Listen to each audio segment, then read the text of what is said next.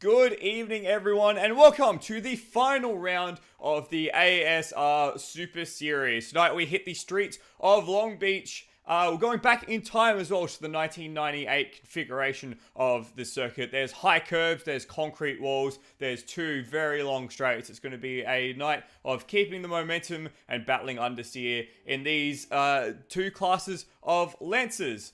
Welcome to the stream tonight. My name is Michael Zalavari. I'm joined tonight by Benjamin Rody Rhodes. Good evening, Ben. Good evening, me. I am back again after I think it was round six. Yep. And for the second time this season, I'm replacing a Kiwi in the commentary box. I think that's a record. I don't think I'm going to try and attack ever again. But no, back for the final round at Long Beach, and it's a cracking little circuit. Not quite the Long Beach we know as of today. Very different first sector, but I think a lot of the guys are enjoying it so far. Yes, a very different first sector indeed. Last sector is all the same. We'll get a bit more of that when we go to our track preview. Yes, it has been an interesting commentary sort of shuffle in the last half of the season. NZSnipes was again in the build tonight, but he's had to pull out with a cold. And given his supple beginnings in the commentary box, you don't want to ruin his voice already in the last round of the season. So thank you very much for joining me again tonight, Rody. Unfortunately, you're out driving, but it's good to have you involved nonetheless.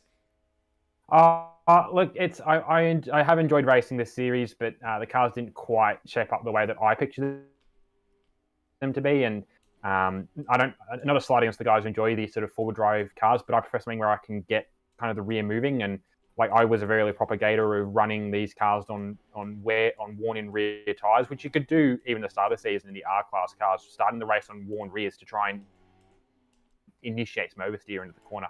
It's the only way I found that I could enjoy the car. It might have been slower, but it was a more enjoyable experience for me. But yeah, the car didn't quite pan the way I wanted, but still happy to help out and keep an eye on the commentary. It's a good spot to just keep an eye on all the other guys that are racing in the series. So, win-win. Exactly, and there has been quite a few different people in this series. Just a reminder, we are at the last round of the championship. It's a series that started all the way back in August at Mallala Motorsport Park. We've been to Wakefield, Lime Rock, Winton, Lakeside, Oran Park, Manfield Circuit, Chris Amon, and now we're rounding out at Long Beach. It's been a varied season, a lot of different entries across each round, but it's good to wrap it up here at Long Beach. We'll go into the points now, Rhodey, and first off, it's the RS class. Brenton Hobson wrapping up that championship last time out, but he's not here tonight, so it's an opportunity. Well, Foley's got that second place wrapped up, but it is all to play for with third. Luke Joyner, Luke Rosella, and Nathan Higginson not separated by all that much. Yeah, so 70 odd points between Joyner and Rosella, but the way the points headed out across the night, that's still potentially up for grabs. He got another 80 points back. He actually got a good race on with Scott Nolan for fifth in the points, but I don't believe Nolan's in here tonight either, so that's going to be pretty comfortably held by Higo. But the main interesting point for that grid, and we'll get to it when we come out of the points, is the wild card who's running in the RS cars tonight. But no, it's been a good battle for the RS guys this season. Obviously, Hobbo jumped in. Hobbo's quick in anything you throw him into. Foley's sort of been his main competition at points. So just that Foley hasn't quite had the measure of him. He's had about 9/10 of the pace at most points. Luke Rosel's also been very quick, but he's been on and off with his attendance. Although he is here tonight, which is good because this is his unofficial sort of home track. He is a big fan of Long Beach. So yeah, if he wasn't going to be here, he was going to be in trouble from us. We were given authorization to properly roast him for not turning up. So he is here, so we can't roast him yet unless he does something dumb later. Oh, there's plenty of opportunity for him to do something dumb.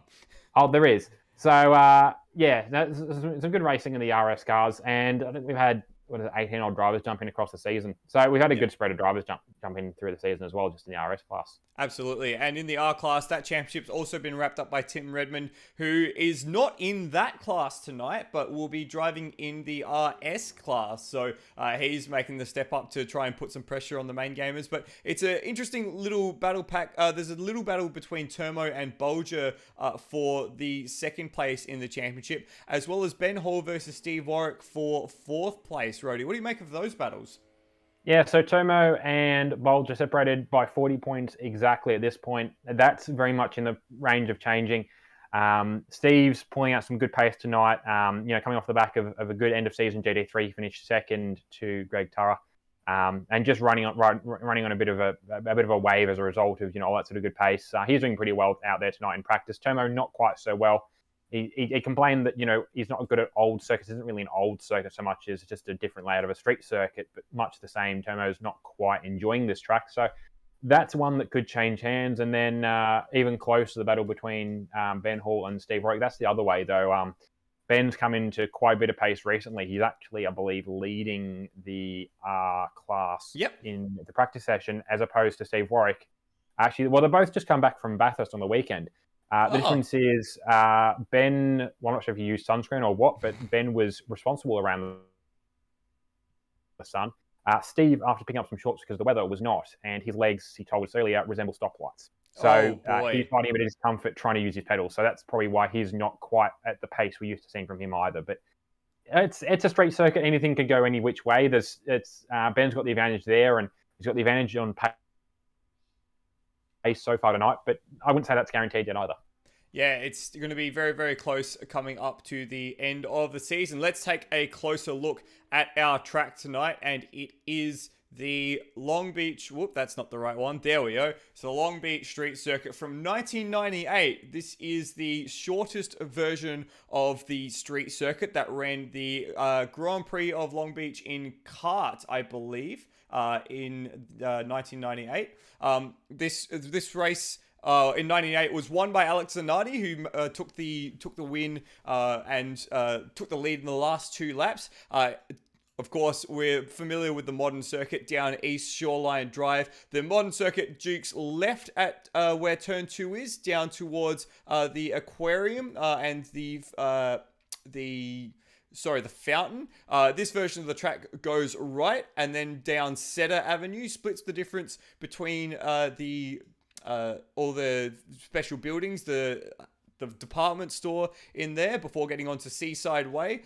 A fast S-bend out onto Seaside Way, down the back straight, and then, of course, through the parking lot into the Western Hairpin Roadie. This version of the track, very quick, very flowing, very different to the modern circuit of the track. Yeah, I heard, I think it might have been Brian Walsh commenting on the difference, is that the modern circuit's a lot more technical, especially in sort of these cars. As we mentioned, the understeer, you've kind of got to fight with these cars with the inherent setup of a slightly underpowered forward drive platform. This circuit, though, is going to be a little bit more friendly to that. Yeah, turns 2 and 3 are somewhat technical.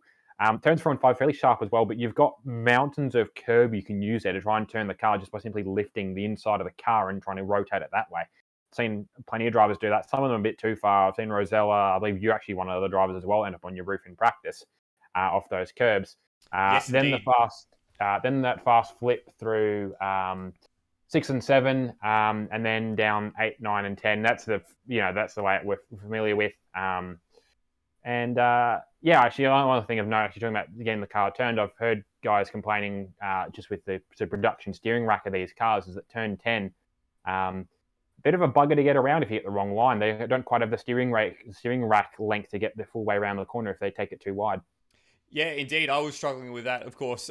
Ran a few practice laps with the Switch controller, as I do. And it's actually very difficult to get enough lock wound on to actually get around that corner. So you might see a few cars just tag the wall on the outside, which shouldn't be too much of an issue. And except for when, of course, further cars come up behind them and start smacking into the rear. It will be 16 laps of racing tonight in the 3 races. Of course, if you've seen the Super Series, you know the order of events. Qualifying for race 1, full reverse grid split by class for race 2, and a progressive grid from race 3. Qualifying is just about to get underway, so we will jump into the session in just a moment. They will, of course, be split by R and RS class as well, as per usual. Where was I going with that? And I've completely forgotten. I had a thought that was coming to my head and then it's gone. Timing. If you want to jump onto the live timing server and watch the times alongside us, you can jump onto asrleague.liveraces.com and jump on the timing sectors. Right, did you follow live timing much when you're watching races, or is that something that is too much data to handle? It's something I probably would pay more attention to. I know I've done it a little bit with actually the State Series broadcast that Nether's been involved with sometimes, because it's really hard to tell from the camera angles that they use there as to what's happening and what detail is given to both. Should I go the wrong way? The pitch there with both the sort of the broadcasters and also then just the viewers. Less so here because we've got pretty good live timing to work with. It's consistent in what data records. Only really if you're trying to follow cars off the lead lap, which the racing isn't actually long enough for. I mean, normally if cars are off the long lap and paying attention to, it's probably me, and I'm in that race, so I know exactly where I am. And then maybe up to supercars sometimes. I think we've looked at it at F1. I know we sit down as sort of a group. Lewis sort of leads a bit of a watch party every time there's an F1 race on. We sit down and watch. He'll have the live timing going to keep an eye on stuff because F1 toggle between relative to the leader and relative to the car in front, and they don't stick to one or the other. They toggle between it during the race, so it's really hard to tell sort of what you're actually looking at with live timing half the time, as to because you very easily confuse. Someone's only 4 seconds off the lead. They've got a chance here. Oh wait, no, actually, they're actually only 4 seconds off of the guy in front of them, who is then 30 seconds off the lead. It can be really confusing the way that F1 show their data, at least this year. So it depends on what I'm watching as to whether I'll use it. In this case, not so much. Also because as a broadcaster, I can toggle between the cars and see exactly who sits where, and then see their relatives to the cars around them. Fair enough. That was a very long answer, and that brings us exactly onto our first lap. This is Ben Hall that's just come out of the pits. He's going to be the first one to set a lap. We'll ride on board, and we'll watch a lap from the seat of an R-Class car in this circuit. Braking just at the 300 board for turn 1, swinging to the right, and then over this curb on the left. Using a lot of curb there was Ben Hall. In fact, gets the wall there on the exit, and then into turn 3. Again, a big amount of push at the front of this car. This is the first sector mark, and it's a 27.2. A lot of curb at turn 4. That's going to unsettle the car down the run. down the back straight, down Seaside Way, and below the bridges. So the second sector mark will come through just at the braking zone for the car park, and we'll just get that here. It'll be a 49.2 as he dives onto the brakes. Again, suffering from a lot of understeer is Ben Hall at the front of this car. Through the car park, a lot sharper on that first apex than you expect, and then the final corner. Back down Seaside Way, through the long straight, very, very long straight here at Long Beach. And the first lap in anger will be a 1:16.3, which is a pretty good lap. It's not quite at the absolute pace that Ben had in practice, but it is pretty close. Taipan jumps into second with Steve Bolger in third on that lap. And Zach Brown goes to the top. Yeah, so Zach's jumped in tonight as a wild card. I can't remember if he's actually done too many other rounds. So let me go quickly check the results. I believe... No, sorry, he has done one other round at least before this, but he's relatively new to this. No, he seems to be getting along quite well with these cars, and that's a plus side if you can actually adjust to the the four-wheel drive characteristics of these cars, which seems to have done pretty well. Also using a lot of curb. It seems to be the way to get the at least the R-Class cars around here, just with a lack of aero that they have to play with. Granted, you're not really going fast enough in the RS cars to activate the aero. But yeah, just again that player understeer that you kind of pick up, that you can't really sort of lift off oversteer a car into a corner like you can the front wheel drives. I'm waffling a bit there, but the point is he's adjusting to it quite well. He is off of his best pace this lap around, but that was a very good lap from Zach, and it's good to see someone else giving Ben a challenge, because Ben has been the pace setter so far tonight. So far tonight, indeed. We're still waiting on a lap from this man, Termo, who I think picked up a track cut in his first lap out. Termo does have to put in a little bit of effort to secure second place in the championship tonight, as we've got a Zach Brown's just gone across the lap to start his next lap. We'll keep eyes on Termo this lap around. I see he comes across the start-finish lane, and pretty indistinguishable start-finish lane here at Long Beach is a bit frustrating, but either way. How would you rate Termo's season so far as we're watching this lap from him? In these cars, he's been stuck, and it shows it in the points. He's been stuck playing second fiddle to Tim the entire season, so this is sort of his one chance to sort of really pop to the top of the top of the tree. It's not going so well from him tonight, but qualifying pace is very different to race pace, and it's all good if you can set up really cracking up in qualifying, but if you can't defend or you can't pass for, I'm trying to think of a stream anyway saying it, but yeah, if you can't pass or defend to save your life on a racetrack when it comes to actually coming to the race session, you're a bit buggered, regardless of how good you are in qualifying. And Termo's got the racecraft, as we saw. He doesn't quite maybe have the full nous on the car by itself. He didn't do very well at that corner, found the tyre barriers, and he's probably going to give that one away and head straight to the pits, and in fact he does. So let's find Zach Brown, because he's just set another fastest lap, going 3/10 quicker than his previous lap. A purple first sector for Zach Brown, making all of the use of the curbs in Sector 1. Yeah, so Zach's, I'm not sure, I wouldn't say necessarily he was sandbagging in practice, but he's found something extra in qualifying to be doing the pace he's doing. He's now, we missed that as well, actually, Taipan jumped up just a little further ahead than Ben Hall, so that's going to be a good little battle potentially there as well. Steve Bolger actually similar pace as well. They're all separated by half a tenth. Zach, if I don't know any better, I'd suggest that Tim Redmond had changed his name. But Tim is in the server under Tim, and we were to tell that when he comes to the RS times, because he's as competitive as Tim would be. But Zach, I don't know, he's hidden this from us, because I didn't see this in practice, but pretty good pace. We just heard someone in the background make contact with the wall there just ahead. I think that was Steve Bolger, based on the liveries of the cars up ahead. Ben Hall's just jumped into second place with a 16.1. So just missing that outright pace for Ben, as we're watching Brown come to the line and see if he improves on this lap. It's a 15.6, which would be good enough for pole, except his pole time is better. So we'll watch Ben Hall now. This is going to be probably the last laps for this group, because it will hit 7.5 minutes remaining in the session. The RS class will come out. And there we go. Hall's finally found that time in the first sector. and he's looking to wind the pace up down Seaside Way. Ben was talking the Discord server prior to the race start, saying that he's hit a lot of goals so far this year, and the last thing he wants to tick off is a win in the Super Series. And straight into the wall. That's it for Ben. He's done. He was up too, and he was, imagine he was probably focusing a bit too much on that sector time and going, yes, I'm up, I can push a little harder, and that wasn't even a little harder, he was probably a good, 20, 30 minutes a bit too late on the brakes, bulger around in front of Taipan as well. We're just on board with Ben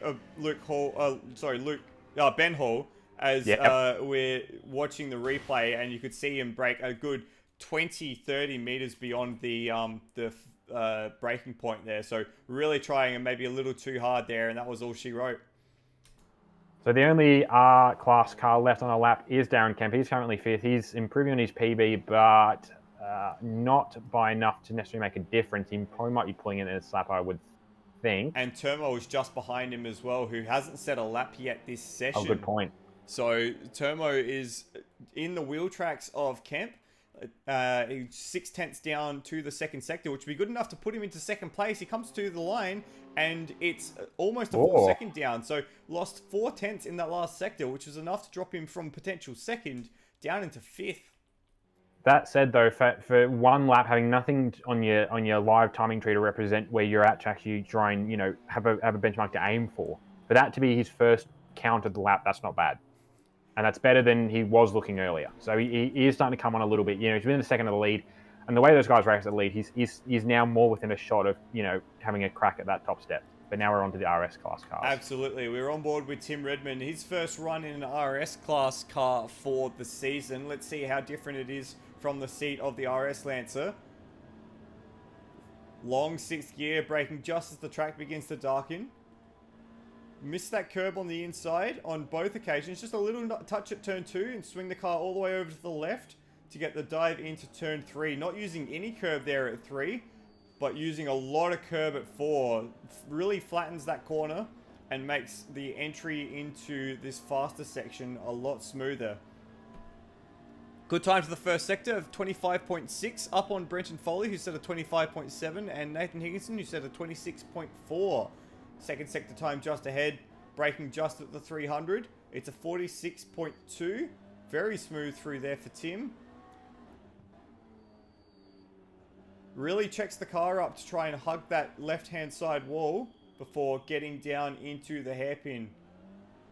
Actually got the front of that car ducked in really nicely through the hairpin. We'll come down to the line. This is clearly going to be the fastest lap of the session so far. But let's see how far up he can get. It's going to be a 1:11.9. Wow, that's a great lap from Tim.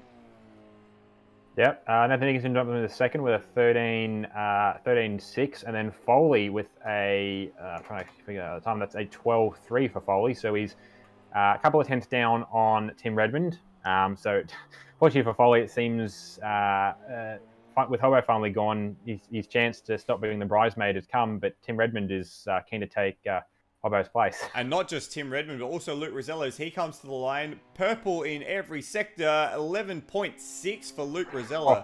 What a cracking lap. Foley has gone quicker to the first sector point though, on this lap, so there is still a chance for the PBF racing machine to jump up to the top step. Yeah, he's looking pretty good now. We're about to see the second sector time come through. He has gotten the brakes at a reasonable time. He's not going to overrun this corner. He is still up in his PB. He has lost 0.2, though, which will come down probably to just to the exit of that last corner before the fast chicane, because it's really just a long straight sector too. Still going to get a very nice run, similar to what we saw from Tim through that third sector. So he might have a chance of having a crack at Tim's time.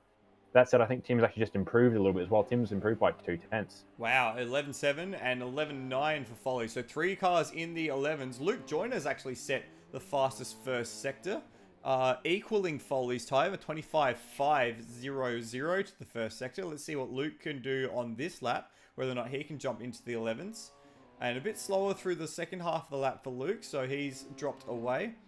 What about Rosella? Can he improve? It was a slow middle sector for Rosella, so not an improvement on this lap.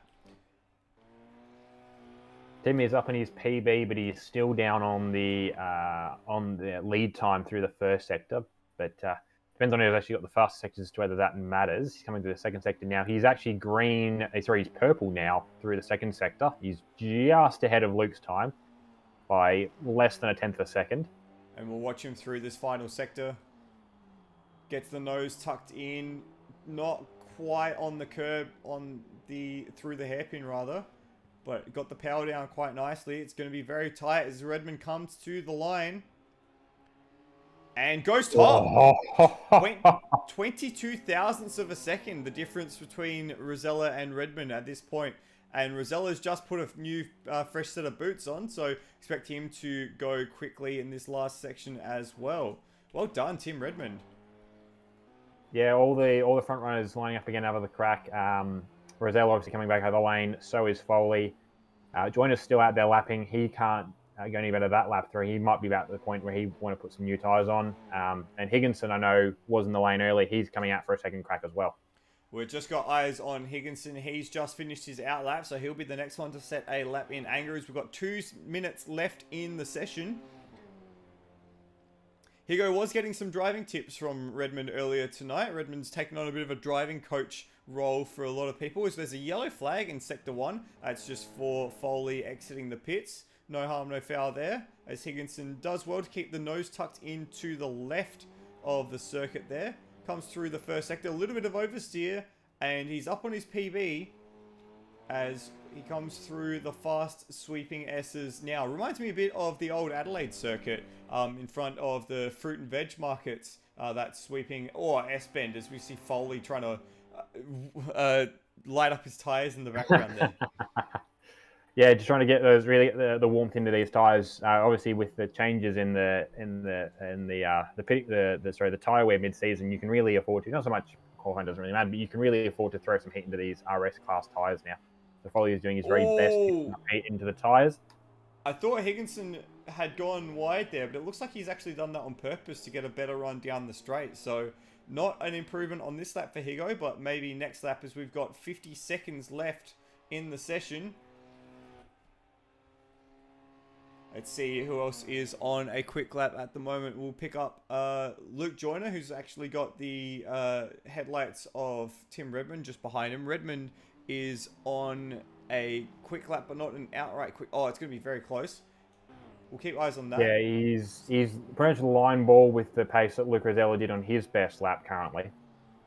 Speaking of, Luke Rosella is also on a fly, but he's down, but he should get still another lap in just. I'm actually not sure at the time. This is going pretty close to Luke Rosella, actually, as to whether he gets another lap in. He's down by 0.03 of a second as he comes into the final corner.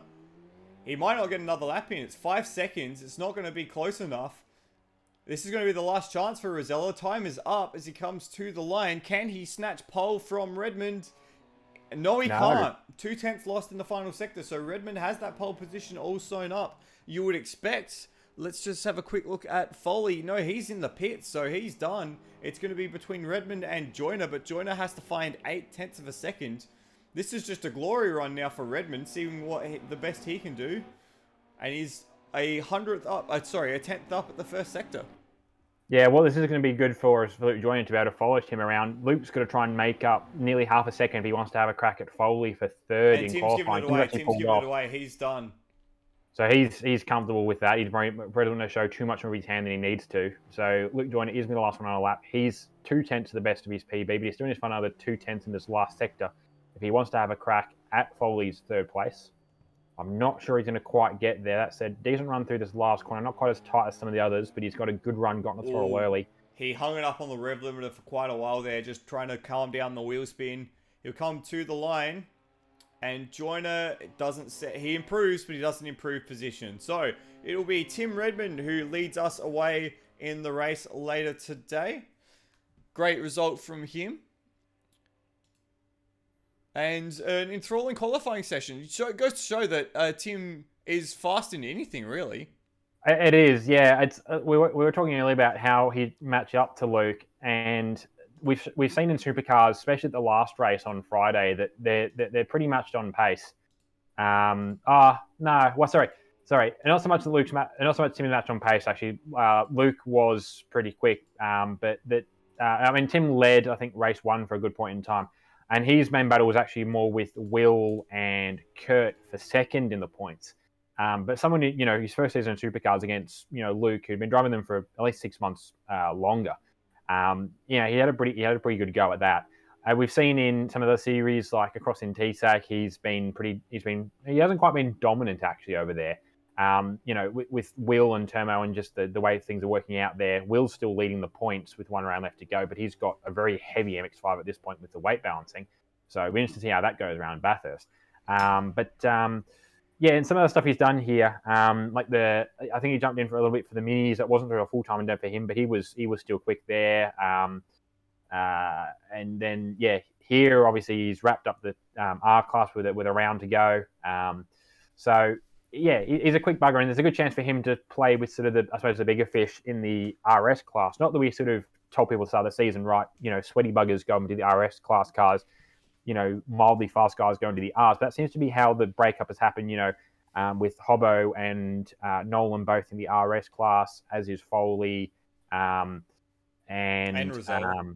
And obviously Luke Rosella as well. Is essentially the real sweaty quick guys have ended up there, as opposed to Termo and Bolger and now Ben Hall, who are quick but aren't necessarily what we consider to be sweaty quick. So no, it was a good session, and it really shows the value in the split session when you've got 2 or 3 different grids going, because you really get a good chance to obviously to focus on the guys at the front. And we got 2 battles there for the lead, rather than just watching the lead battle and then having to guess who was actually running for the R class pole. So no, that was a really good session. And of course, on the note of the R-Class pole, Zach Brown taking his first pole position in the Super Series, and I think his first pole position in ASR. So big ups to Zach. Put in a string of laps in the 15s, which was very impressive. Ended up on a 15.4 as the cars are back on track for the warm-up. So we'll just get some vision of these cars out and about. Not the cameraman. Just watching them just take their way down to the end of the lane. So it's good for Zach Brown to jump up. He's raced in a bit of ASR stuff, I think supercars predominantly, but good to see him doing the business in the Super Series. Yeah, so there's he has a practice race down the pit exit between himself and Hall. Yeah, Zach has done at least one round in Super Series in the points. He's not intention of really having he's going to probably make up some positions here across the night just by being here with the end of the points that he's at. Now his main effort has been Super 2 this season. He's been sort of dropping in and out. He was running the second Walkinshaw Andretti United car. One of a couple of drivers actually running that car alongside Lockie Burke in Super 2. And the races Zach did, he was doing a pretty good job. It was a logical step for him to jump into the Walkinshaw Andretti United car, being that he does share a name with United boss Zach Brown. Classic. But so that's why anyone's him in Discord. I think he's actually in Discord as United. He's in as something or other Zach Brown. McLaren boss Zach Brown. Yeah, sorry, that's what he's in under. McLaren boss and United boss, tomato potato. Oh, exactly. It's the same thing. It's the same person. It is the same human being. It's the same person. Yeah. But this is not that person, unfortunately. No, he's jumped in, and I'm not sure whether it's just a bit of practice or whether maybe he's found a track that suits him. And look, that definitely happens. I know I saw this with we saw this with the words. We saw this with the mini challenge series. A couple of drivers would really come to the fore when the track suited them. I know personally from where I stood when I was driving the mini challenge cars, any track that gave me a nice long corner where I could get the rear flicked out in and just sort of oversteer and sort of slide the car through the corner. That turned to be a really good race for me. Currently listening to your phone call there, Floody. Oops. But I thought anything myself. that you get, I'm bad at this. anything we could get the rear out through, that was good. The same sort of thing is that some people enjoy the sort of circuit where you've got a kind of sort of more, I suppose, like a road circuit, as the Americans would call it, sort of a regular sort of race track, I suppose the way you consider it, where you've maybe got a bit of elevation to camber into your corners, sort of very, very sort of white curbage. You don't really going to get very heavy curbs at permanent racetracks because they just tend to kill cars, big curbs. You also don't but have sidewalks and pathways to that too. ride the Yes, car up yes. onto. Yeah, well, I've seen this. Higo and I have been building a track, and mainly Higo's spare time. To be fair, it's Higo's building the track. I've just offered to step in and help with the logistics of it. And case in point, we're doing it around some streets that involve tram tracks. And we're not quite going for the San Jose thing where you cross the tram tracks. But what it will mean is that everywhere the tram tracks are, there is less grip. So that does affect how you drive the track because some corners actually exit over tram tracks. So you have to delay your throttle application or you're going to risk spinning the car. So it's one of those little things where there's different characteristics you look at when you're on a street circuit versus on a conventional sort of track. And maybe that's what we're seeing for Zach is maybe the curbs are helping him. Maybe the tightness of the corners means it's less of a flow track. And even though it's not technical as the modern layout, this is a bit more of a point and shoot kind of circuit. So maybe that's benefiting him as well. I don't know, but at the end of the day, he's putting on some really good pace for these cars.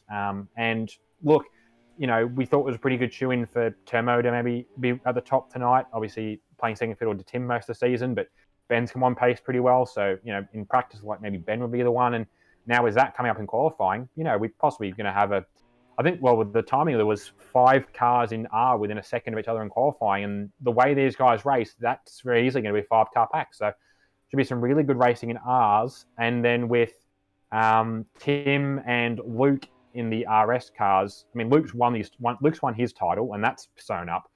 Tim's not racing in this class for a title, but he's already won his title. That's sewn up. They're both just out here to race. So, anything could happen there. There's no real consequence for either of them if they race at 11 tenths and have a bit of a better word, have a bit of a Verstappen Hamilton battle. Oh, as Rosella becomes almost one of the on the lid club. We saw a replay of Luke Joyner flipping it onto his lid at turn 4. Interesting that it's at turn 4 and not at turn 3. You would expect with the very, very tall curb at turn 3 that they would be flipping it onto their roof at that corner. But both Rosella and Joyner getting a lot of air under the front of the car at the turn 4 onto Seaside Way. So I think what it comes down to with that, we haven't seen actually cars roll, and I will correct you just a little bit. Turn 1 is actually technically the front straight, so that's actually technically turns 4 and 5. Oh, tomato, potato.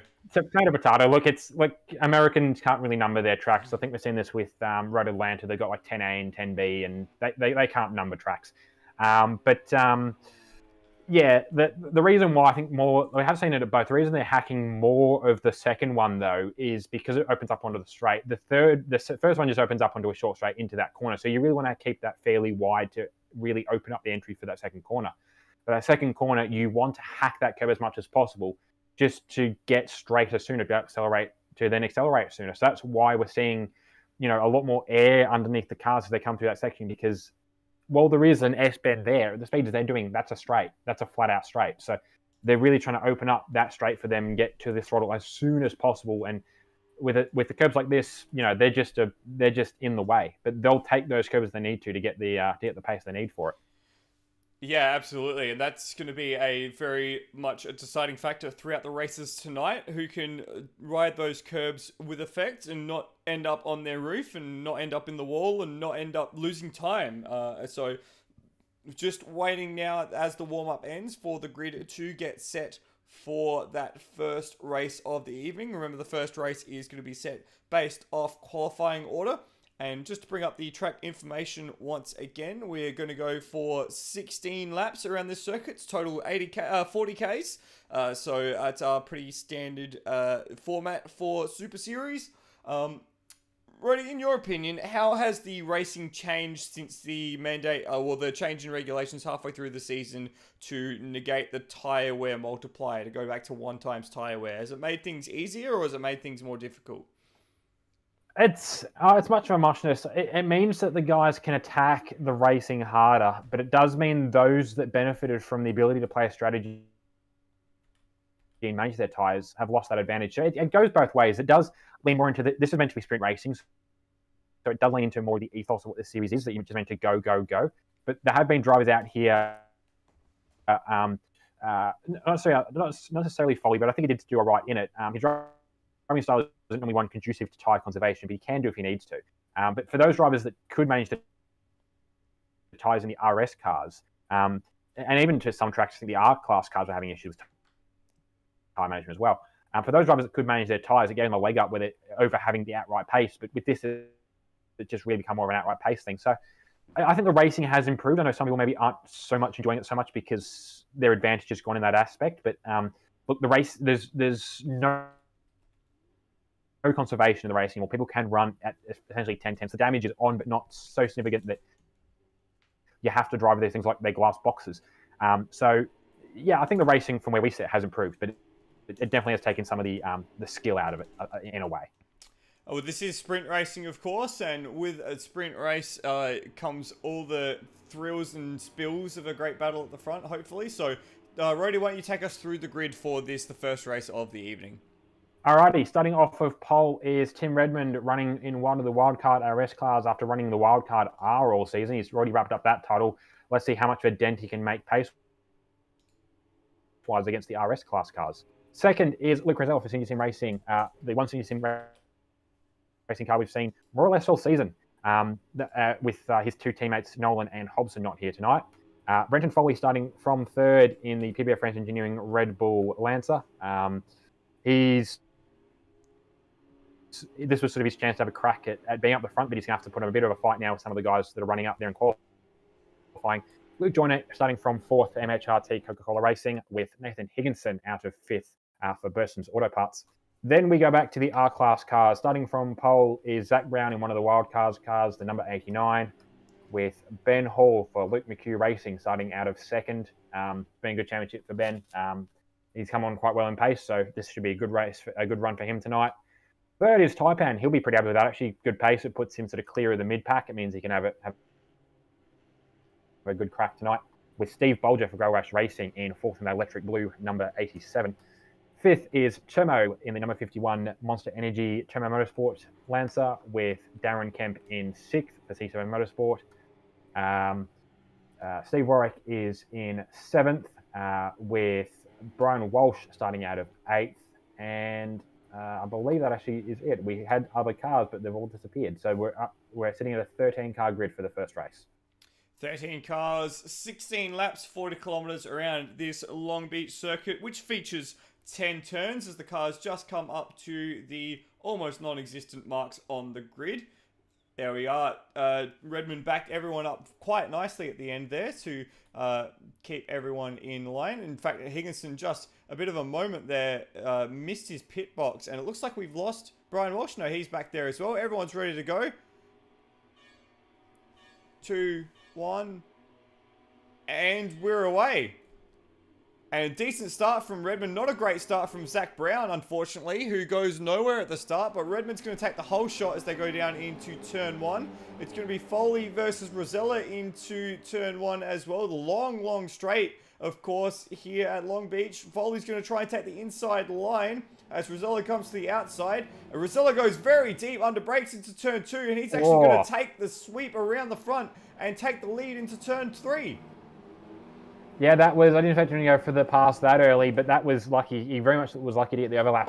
Foley! Foley's nearly rolled it. Right in front of Higginson too. He would have had a really good view down the side of the PBF chassis there. Kept it all together as the field comes down Seaside Way. Foley, Higginson, Joyner. Ben Hall's into the lead of the R-Class. So we watch the field stream through. And it looks like Higginson's actually going to try and make a move on Joyner here for fourth. Gets that one done nicely. But it is Rosella who's taken the lead from Tim Redmond around the first lap of the race as we come out of the hairpin and onto the main straight. Look at the cars as they fire out. And it looks like someone might be going into the pit lane. And there's a crash in the background. That's Darren Kemp who's tagged the wall. I saw someone was pitting. I thought it might have been, it looked like it was Zach or maybe Taipan, but I don't know whether they're just trying to dodge out of the slipstream or just got a really poor exit, maybe tap the wall. But no, nobody has pit, thankfully. It would be you don't want to pit on this track. It is a very long pit lane, a very slow pit lane. So sorry for anyone that picks up a drive-through from Track Custom. Yes, Nathan Higginson particularly has been put on notice not to get a drive-through tonight as Foley's over. Foley's onto his roof. And he's come back down directly on the racing line. He gets avoided by the R-Class. No, he doesn't. It's been tagged by Darren Kent. Oh, Taipan, I think it was. So let's have a look at that one if we can again. So coming through turn 3, a bit narrow on entry, takes a lot of curb. That tipped the car up onto 2 wheels and he hit the wall and that brought him almost over the fence. And then it was 3, 4, 5 cars before Taipan just had nowhere to go and put his car into the rear of that RS machine. So Foley's rejoined in 8th, sorry, and Taipan's drops to the tail of the field. Drama here at the beginning of this race. I did not expect. I thought we'd be a little further in, honestly, before we see a rollover. But these curbs do bite, and I feel sorry for Taipan. He does seem to more often than not catch the short end of the stick in some of these races. So real unfortunate he was the one that was caught up. Another slight yellow at the first. That's what that'll be. I believe Foley not actually often mentioned the etiquette around ASI if you do roll your car, but the ruling is that you do have to pit after you roll your car. To, I believe it is, at least to repair damage, which is actually what Foley's in. And we can see that. And I imagine they would have picked up a bit of damage despite the damage being fairly light in these cars. But yeah, so Foley's getting ready for race 2. Yeah, absolutely. We just saw Foley in the pits there, so he's taking his pit stop, which will drop him probably a lap down at this early stage of the race. We're just having a look at the front of the field again. Luke Rosella versus Tim Redmond. Hard to get a picture of the gap versus these guys because both of them have got track cuts on this lap in the first sector. So pushing to the absolute limit at this early stage. About 1.5 seconds the gap at the moment. But Rosella seems to find time out of nowhere through that final corner. And of course, in the background, you can see Luke Joyner and Nathan Higginson doing what Higo does. Exiting the hairpin sideways as Higginson often does. Yeah, so they've all just passed by Foley. Actually, Foley's running up right at the back of the entire field as a result of all that. Actually, I was just seeing live timing. Steve Bolger dropped to the back of the field as well. He's actually backwards at the second last corner.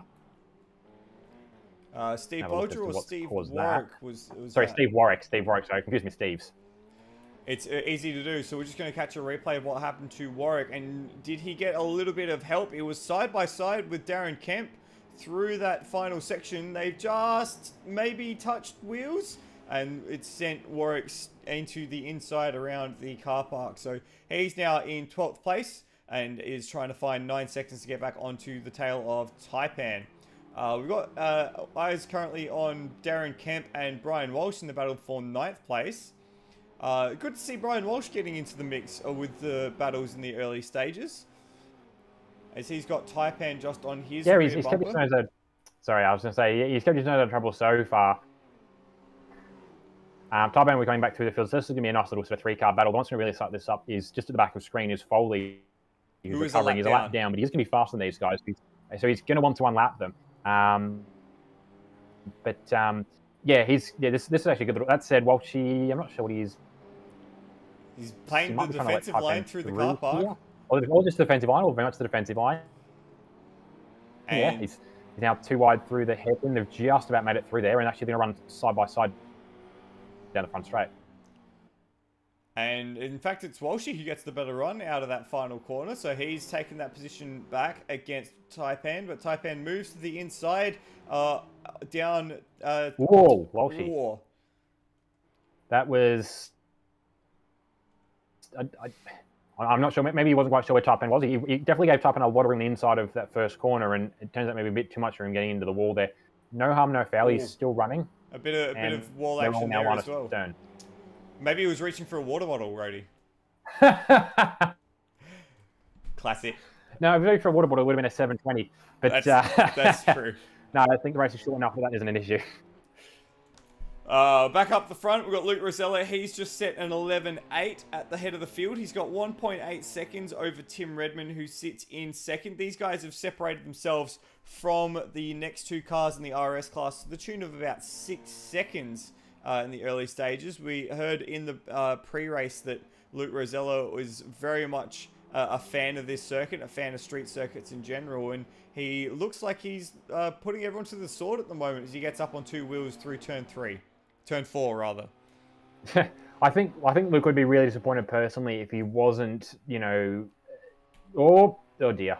Oh dear. I'll come back to Luke in a second because we've got another current through from unsurprisingly Nathan Higginson.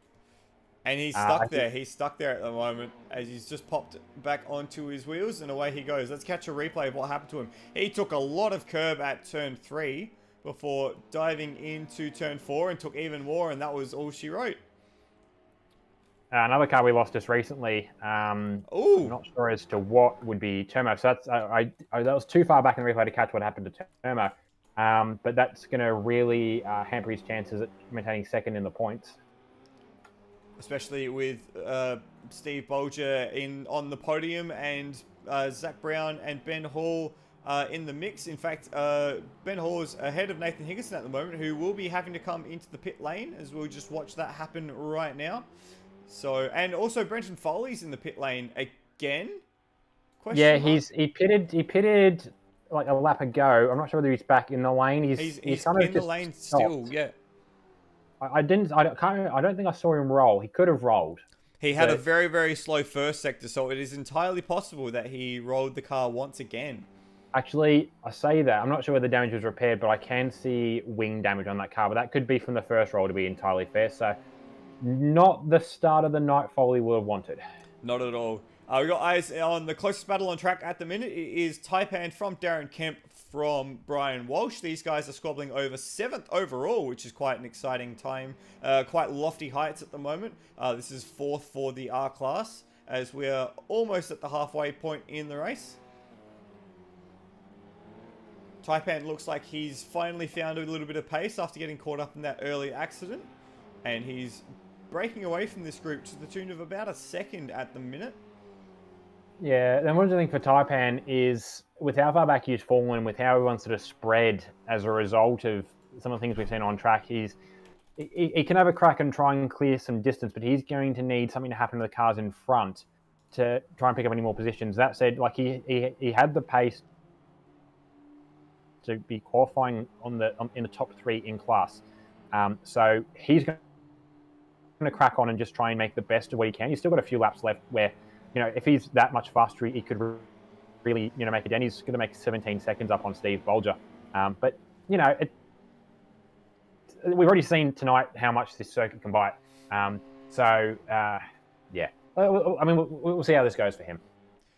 Just going to catch Luke Joyner. He had a very slow first sector, but he looks to be all on his correct wheels. So that's exactly what he wants at the moment. Battle for the R-Class lead, Ben Hall versus Zach Brown. It's 1.8 seconds exactly. And you might have just seen at the very top of shot, Steve Bolger, 3rd in class in the background. So he's about 5 seconds behind. So either way, based on this result, based on this front battle, it'll be a new R-Class winner out of one of these two drivers, with Termo out of action and Steve Bolger sitting in 3rd. So plenty to play for in this little battle here. As I think we've got Foley back out on track as well, just as an aside. We do, yeah. He's I think about to go a 4th lap down to Luke Rosella. It'll take a while. You mentioned you get into blue flag zone eventually, where Foley, having already been 3 laps down, won't see much of a reason to try and fight to not go a 4th lap down. Plus side, he's not going to run through too much tyre or fuel in this race, so he can put some fuel back in the drum for the next 2 races. That is a very... He's taken a very eco-friendly option. Yes, eco-friendly in the sim racing. That's exactly what we want to see. Yes. We're just going to scroll back up to the leaders, because it's going to be a very interesting time for the leaders in a moment. They've just crossed over the start-finish line to start lap 10. You may have just seen in the very bottom of shot there, which will become the very top of shot, lap traffic. It's going to start to become a factor. So that's Nathan Higginson and Steve Warwick in the battle for position. Remember, Higginson had that loop onto his roof, so he's had to pit and go a lap down. And it's going to get complicated very quickly, because now the leaders are on them. There's a flash of the lights from Rosella. Let's jump on board and see how he manages this as he comes onto Seaside Way. He's going to get through Warwick fine. My concern is Higginson. He probably will pull out eventually. Higginson's got similar pace, obviously same class. Oh, there he is. He has to put the brakes on the way through. So very smartly done from Hugo there. Cleanly. Oh, that said, he nearly got into the back of Rosella under brakes. And now Tim's going to cycle through them. He's going to have a bit more of a struggle though. Actually, Steve out of it very early to let Tim through. Now it's just Higginson. That said, Tim can probably get a run on Higginson under the last corner, despite the fact that Tim has been coaching Higginson on how to best approach that. He's looking for the toe as well down the main straight as they come across to start lap 11. These guys are separated now by 1.8 seconds, so it's a very similar gap to what is separating Ben Hall and Zach Brown for the R-Class lead. And this traffic is going to be a feature for the rest of the race because it's going to be almost the full field of the R-Class cars that they've got to get through. And Redmond hasn't been able to get through on Higginson down the main straight. And Higginson jumps out of the way there. Actually. Yeah. Not sure that was entirely fair, but Higginson didn't have blue flags for a good point in time there, and he is a lap down, like it or not. So he has got to let the lead guys through to a point. So they've got through in the end, and Tim has got slightly, at least more consistent pace than Higginson, so he should clear away without Higginson interfering any further. And still a very stable gap at this point, 2 seconds to lead. That said, coming to more traffic, actually, they've got Walshy and Kempy. Yeah, so Kemp, he's just in the wrong place at the wrong time for Rosella there. So maybe a little bit of time lost in that section of track. Now, what about Redmond? Is it going to work out better for Redmond? Kemp's right on the apex just as they're trying to bring the throttle up. It'll be interesting to see whether or not that's affected Redmond's lap time as they come to the line. And it was a 12.6 for Redmond last lap around. That's not a great lap time, but for Rosella it was a 12.5. So basically playing into each other's demise at this stage. They've got a bit of clean track now. The next car ahead is Taipan, who's just about to go through the second sector mark. So they've got a little bit of time before they catch onto the back of him. Let's actually go find Taipan and Ben Hall. So Ben Hall and Zach Brown, that's the separation between them. There's Steve Bolger in no man's land, and there's Taipan. And there are the leaders just in the back of shot. So it's going to be quick turnaround for the leaders before they're on to the next string of traffic. Yeah, once they've caught Taipan, that's probably going to be the last traffic of them in this race. Yeah, no, actually, I'll say that with some semblance of confidence now because it's still another 20 seconds up the road to Bolger. So Taipan will be the last bit of traffic for Luke and or Tim to try and use against each other. Yeah, Taipan, it being only one car, it should be easier to try and get through as opposed to the battles they've had to try and cycle through. And obviously the interclass battle between Higginson and Warwick was an interesting one as well, just with the difference of achieving pace. Taipan's got out pretty early. He's holding the inside down the front straight after turn 1. Oh, the lights are on for Redmond, and Taipan just realizes that he was there. So very lucky that Redmond didn't get caught up in that, and smart work from Taipan in the end to get out of the way of that one. Actually, I've just seen him back in shot as well. Actually, Nathan Higginson's run a bit deep at turn 2 and has made it to the fence. Oh, here you go. Yeah, you just saw him on the shot there. We'll pick him up when we get through to him. Here we are. And we'll go for a replay. Let's have a look. Somehow got the rear stepping out and fired it straight into the wall. Had to back out. And then decides to take the escape route. Yeah, I didn't think that was an official rejoin path. That's what I did see him using it in, I think, qualifying and the warm-up. I'm not sure it's official, but it works for him. So... It's worked for the moment. Yeah. He's not being able to track on anything doing it, which is good. I think we'd find out by now if that was causing any issues. Actually, Higginson deep as well at the end of the straight. I don't know. Maybe just not enjoying the first race tonight. We'll go back and find the closest battle on track at the moment, which is, again, it's Brian Walsh, Darren Kemp, and Steve Warwick battling now over 8th place. They're separated by a second each way. Warwick's just been passed by Luke Joyner in the background there. So Walshy will be the next one on his hit list to put a lap on. The gaps have kind of blown out the front now. It's almost 2 seconds between the top two. And then Ben Hall has almost 2 seconds over Zach Brown as well. So they've all sort of stabilized at this point in time. Yeah, I didn't think, Long Beach has sort of been a place, I haven't seen a lot of Long Beach racing. My most of my experience with Long Beach extends to Forza, and the racing quality there can really vary day in, day out. But so I've just seen Bolger getting a bump draft down Ooh. the front straight from Foley. It might actually be close at the front. I've just noticed the gaps Yep. drop down a bit. Last lap around, we'll get the lap times they come across the line.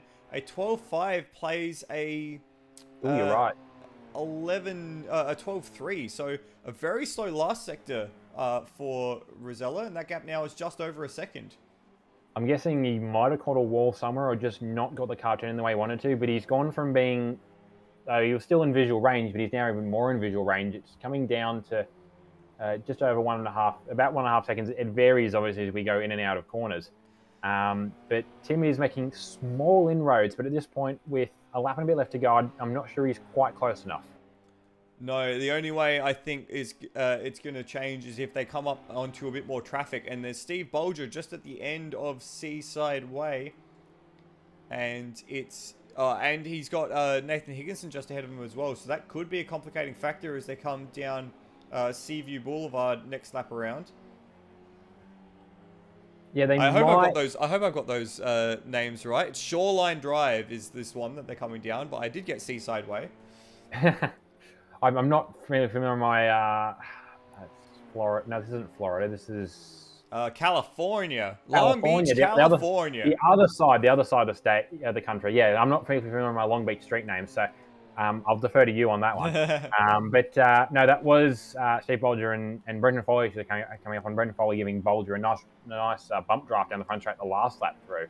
And this is, speaking of the last lap, this is the last lap now for the leaders. This is the last lap. And they might actually just catch him at an interesting point. They might catch him coming into the last sector. That would be a very interesting set of circumstances that Rosella will have to process through. It is Rosella versus Redmond. The gap is a second and a half. They are just going to catch Bolger maybe before the end of the straight. It depends on whether or not Bolger sees the blue flags and jumps out of the way. And he's still on the racing line. This is going to be very tight for Rosella. The pass hasn't been made. And it's going to go down the wire. Bolger gets out of the way in the car park. So Rosella will swing through and probably conserve his lead into the hairpin at the bottom end of the circuit. They fire out the other side, and it will be Luke Rosella on his return to the Super Series, who takes the first race of the night at Long Beach. Really good win for Luke there in the end. Tim was there to keep him honest. He didn't have to quite make him work for it in the end, though. That said, though, all that came down to really was that really good pass into the first couple of corners on the very first lap. And then from there, Luke wasn't really headed. But still a good race at the front for the RS class cars. The only other RS class car on the lead lap is going to be Luke Joyner, who comes home in third. And then that battle for the R class cars, he spread out a little bit for the lead. And Brian Walsh at the final corner, he's gone around, and that's dropped his chance of jumping up the order. It'll be Darren Kemp, who finishes ahead of Steve Warwick in 8th and 9th, and Walshy will come across the line in 10th place. We will then go and find our R-Class leader, which is Ben Hall. He managed to finish on the lead lap. He's coming into the final corner now with a 2.5 second gap over Zach Brown. And this will be Ben Hall's first win in the Super Series. And he's celebrating it in style. Well done, Ben. And he takes the victory ahead of Zach Brown. Brendan Foley a few laps down. And then Steve Bolger was the first man 1 lap down. Finished on the podium in the R-Class and 6th overall. Just to round out the order, it was Taipan, Darren Kemp, Steve Warwick, Brian Walsh in 10th place. Nathan Higginson is still yet to come across the line. He will finish in 11th. Foley finished 3 laps down on the leaders in 12th. And Termo, we got word through the live chat that Termo had a DNF because he blew the engine. So that was what destroyed Termo's run in the last stages. Decent race out the front. A good battle between Tim and Luke, and then a pretty consistent battle for the R-Class lead as well, which was also decided by a first lap pass, Roddy. Yeah, and that's all it came down to is that, and it's so interesting that I mentioned what I did during qualifying versus qualifying pace versus race pace, because the two best qualifiers in each, or the best qualifier in each class, was beaten. It was finishing second to the guy who qualified behind them in the race. So Is that a really good turn of pace? Didn't quite have it, at least in that very first lap, and across the race was probably matching Ben, but couldn't quite get to Ben. So I don't know whether it was a low fuel run that was really helping Zach there. And then obviously we saw with Tim and Luke that Tim obviously got the better pace just in qualifying, where they were pretty much a line ball on pace. And we saw this across the race. Once they sort of set their gaps, they were pretty line ball on pace too. It was just that Tim was maybe a little bit faster, but not enough to really make a difference. So if Tim wants to have a crack and come into the reverse grid race, the second race, this is probably Tim's best opportunity for the night to just stay in front of Luke and just hold station. If you can hold him off for the first few laps, and this goes for actually both the classes, if Tim can hold off Luke and if Zach can hold off Ben for the first few laps, it's going to be a bit more, I think, a bit more of an even fight, because once all four cars are up to pace within their two respective classes, they're pretty much a line ball on pace. So you might actually see some good racing when they're doing similar paces done in the first race, but within 0.2 of each other rather than within 2 seconds of each other. But of course, both Rosella and Redmond will have to process through the entire RS class field, which will be meaning passing Luke Joyner, Nathan Higginson, and Brenton Foley, who will be starting off the front row. So Foley has a proper chance here if he gets a bit of clear track ahead of him to stream away and make it difficult for the likes of Redmond and Rosella. We're going to take a quick break here at Endurance Chat Media. We'll be back with the Reverse Grid Race 2 just after this.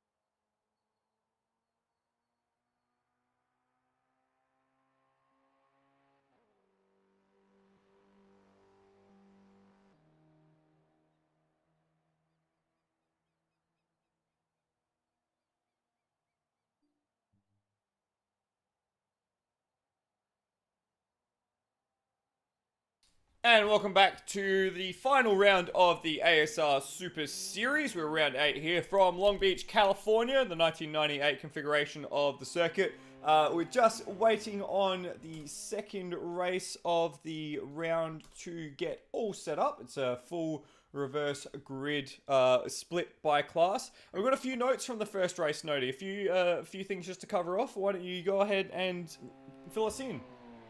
Alrighty, so obviously we mentioned before the break that Termo's DNF was as a result of an engine failure, which I expected probably downshifting from the back straight into the last sector. A couple of drivers that I know in their own private practice were having issues with that. As for Foley, his wheel software reset on him mid-corner, which I suspect would have been the corner where he rolled it, so it probably reset and then turned it a little bit harder on him.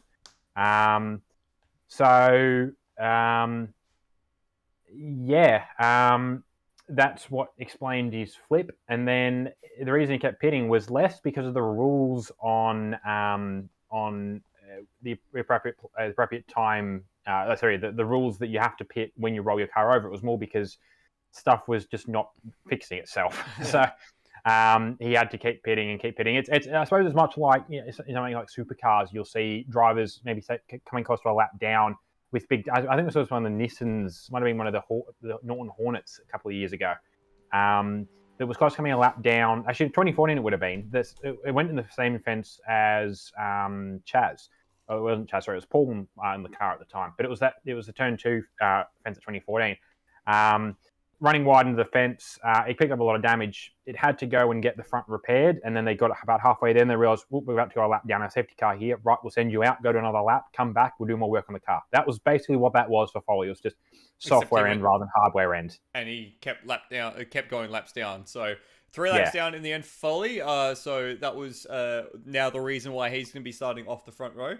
We'll also just say hello to everyone in the live chat. Scott Nolan currently busy flying a plane, so it's good to know who your real friends are, Scott. Also want to shout out to Hans Brunswick and Mike Coulston, who's tuning in from the UK. Good to have you along with us, Mike. Shame you can't race with us, and hope you're having a very enjoyable winter up there. Of course, Mike's been a long-time member of ASR, and his family is going through some health troubles at the moment, so we send all our love over to Mike, and shout out and appreciate you tuning in. Just had a correction in the live chat from Foley. He pointed out which one I was talking about. It was James Moffat, and it would have been the 360 in 2014. I can't remember who we were actually co-driving with. Taz Douglas was Taz Douglas, yeah, and that was one of the 2 cars that was in the fence quite a lot. They obviously being the race winner. So 2014 was just one of those races. One of those, of course, we're talking about the 2014 Bathurst here.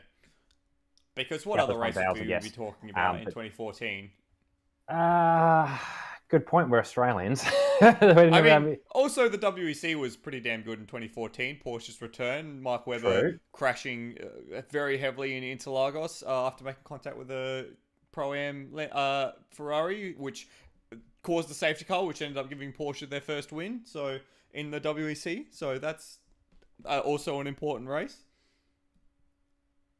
I've just completely lost you and half our listeners. This is endurance. No. Granted, I'm not the biggest WEC fan, but I do still recall bits and bobs of 2014 because obviously I was an Australian F1 fan, and actually I was half following F1 somewhat around that time because it was when it was. They hadn't lost me yet in their switch to the mixing the kitchen appliance V6s. I followed Mark after he left F1 and went to, and I paid some attention. So you haven't completely lost me. I think the rest of the fan base we might have lost. We've lost 2 streamers. So goodbye to those people who don't understand wet stuff. Maybe that's because they've jumped into the race session now, so they're not listening to us. They're focusing on the race. But got a good grid again for the second race. Just getting all everyone lined up on the grid. Full reverse within the class means that Foley's got a chance at a win here, which we said was probably what he was kind of going for tonight with Hobbo out of the picture. And then obviously with the guys in the R class, well, not so much maybe Walshy and Steve, but it does help Taipan out a lot, who qualified well and then was a victim early to Foley's big curb mount. So I believe it's probably your turn to go through the grid, Floody. Absolutely. And leading us off is Brendan Foley in the PBF Race Engineering Lancer, sponsored by Red Bull. That livery very familiar across ASR. Let's hope that he doesn't have any software issues and he can have a good race for race 2. Nathan Higginson will start from second place on the grid in the Higginson Media Engineering Lancer. Of course, they're all Lancers. Trying to flip it onto its lid in the warm-up lap. So good to see that work from Nathan. Luke Joyner will start out of third in the MHRT Coca-Cola sponsored machine. Tim Redmond, a very close run thing for him in race 1. He'll start from fourth. And our race 1 winner, Luke Rosella, will start in 5th place. R-Class cars, Brian Walsh will start from 6th. So he was the last of the R-Class finishes somehow, despite all the fracas behind him. So he'll start from 6th ahead of the grid. Steve Warwick will keep him company in the head of the R-Class. He starts from 7th. Darren Kemp will start from 8th, which I believe is the position that he finished that last race. So that's a nice little coincidence for Darren Kemp. Taipan will start from 9th. He's got a shorter run to the head of the field than he had in the first race, so hopefully he can avoid the carnage in the early laps. Steve Bolger, podium sitter in race 1, he will start from 10th. Ben Hall, the race winner, will start from 11th. Turmo was a DNF, so he'll start from the back of the grid, and I believe Zach Brown left the server in between races, which is why he's rejoined the server and will start from 13th. 13 cars once again, 5 in the RS class, and that leaves 8 in the R class. It'll be an interesting race for this, the second race of the night, the reverse grid race. And look at the angle that Higginson's gone to start the grid. He's made his intentions very clear as we just wait for the final half of the grid to grid up. If you're Foley right now, how scared would you be seeing that? I think the top 5 are on angle. Also, this is going to be a really interesting start. Higginson needs to get a decent start, or somebody is going to die. Well, probably either way. But we're going to see how this goes. And a great start from Higginson. Look at that one. He's gone like a bullet from a gun, and he's gone straight to the lead. Foley in second. Tim Redmond's already jumped up to third, but we saw there's a long run down to the first corner here, and anything can happen. They're going to fan out 4 wide in the RS class. 3-1 doesn't go there, and is it going to be Redmond or is it going to be Rosella? It's going to be Redmond who takes that third position. Foley survives into second. And there's a touch. There's a touch at the head of the field as well. Not balking the two behind. Tim, yeah, he's done better holding off Luke, but there's still a couple of laps to go before they really settle into pace. He's got through actually a bit of a cluster back there. Means Joyner's up to 4th, Reynolds now back to 5th. Higginson's still leading this race. And he's Foley right on the tail, being trailed by Tim Redmond. As Redmond pulls to the inside, he's going to make that move into the car park. Is he? They're going to run over the curb. Foley hangs it out. Rosella's looking racy. That's Joyner, actually, who's also looking racy as they come through the car park on this first lap. It is Higginson, Foley, and there's a touch in the background. Tim Redmond gets nailed by Joyner. They're going to go 3 wide in the exit here. Rosella buys into it. Joyner buys into it, and they're going very close to the wall. It's been an exciting first lap here in this second race. And they're still that close that I already see that, like, Luke's right to the inside wall. Maybe he's probably just trying to drop some sort of toe, pick up some toe from Joyner, and also drop some toe from Redmond. Redmond needs to get back in front pretty pronto, I reckon, or at least stay glued to Rosella's rear. He's going to try the move Rosella to him lap one of this race. He hasn't just quite got the run through here. His best chance maybe to go for a cutback as Rosella kind of monsters that curb, but he's not quite got it. So Rosella's probably holding on to it. No, he's not. Rosella, he manages to keep it back on the 4 wheels. That was a big moment there for Rosella, and he's dropped to the tail of that group. Just want to check in with the R-Class. Brian Walsh still leads the way. He's got Taipan on his rear now. No, that's Zach Brown, who's come from the rear of the field, and he's going to make the move for the lead. They're fanning out down Seaside Way. Yeah, I won't miss what happened there, but Tomo's got up to 9th, which is, I think, 3rd in class. He's also a good start. He's got Benall going up to the inside. Same with Taipan, actually. That I think very wide there for Tomo. Yeah, we missed what happened in the R class, but I suspect something very similar to what we've seen in the RS class cars the first couple of laps with just anything going on.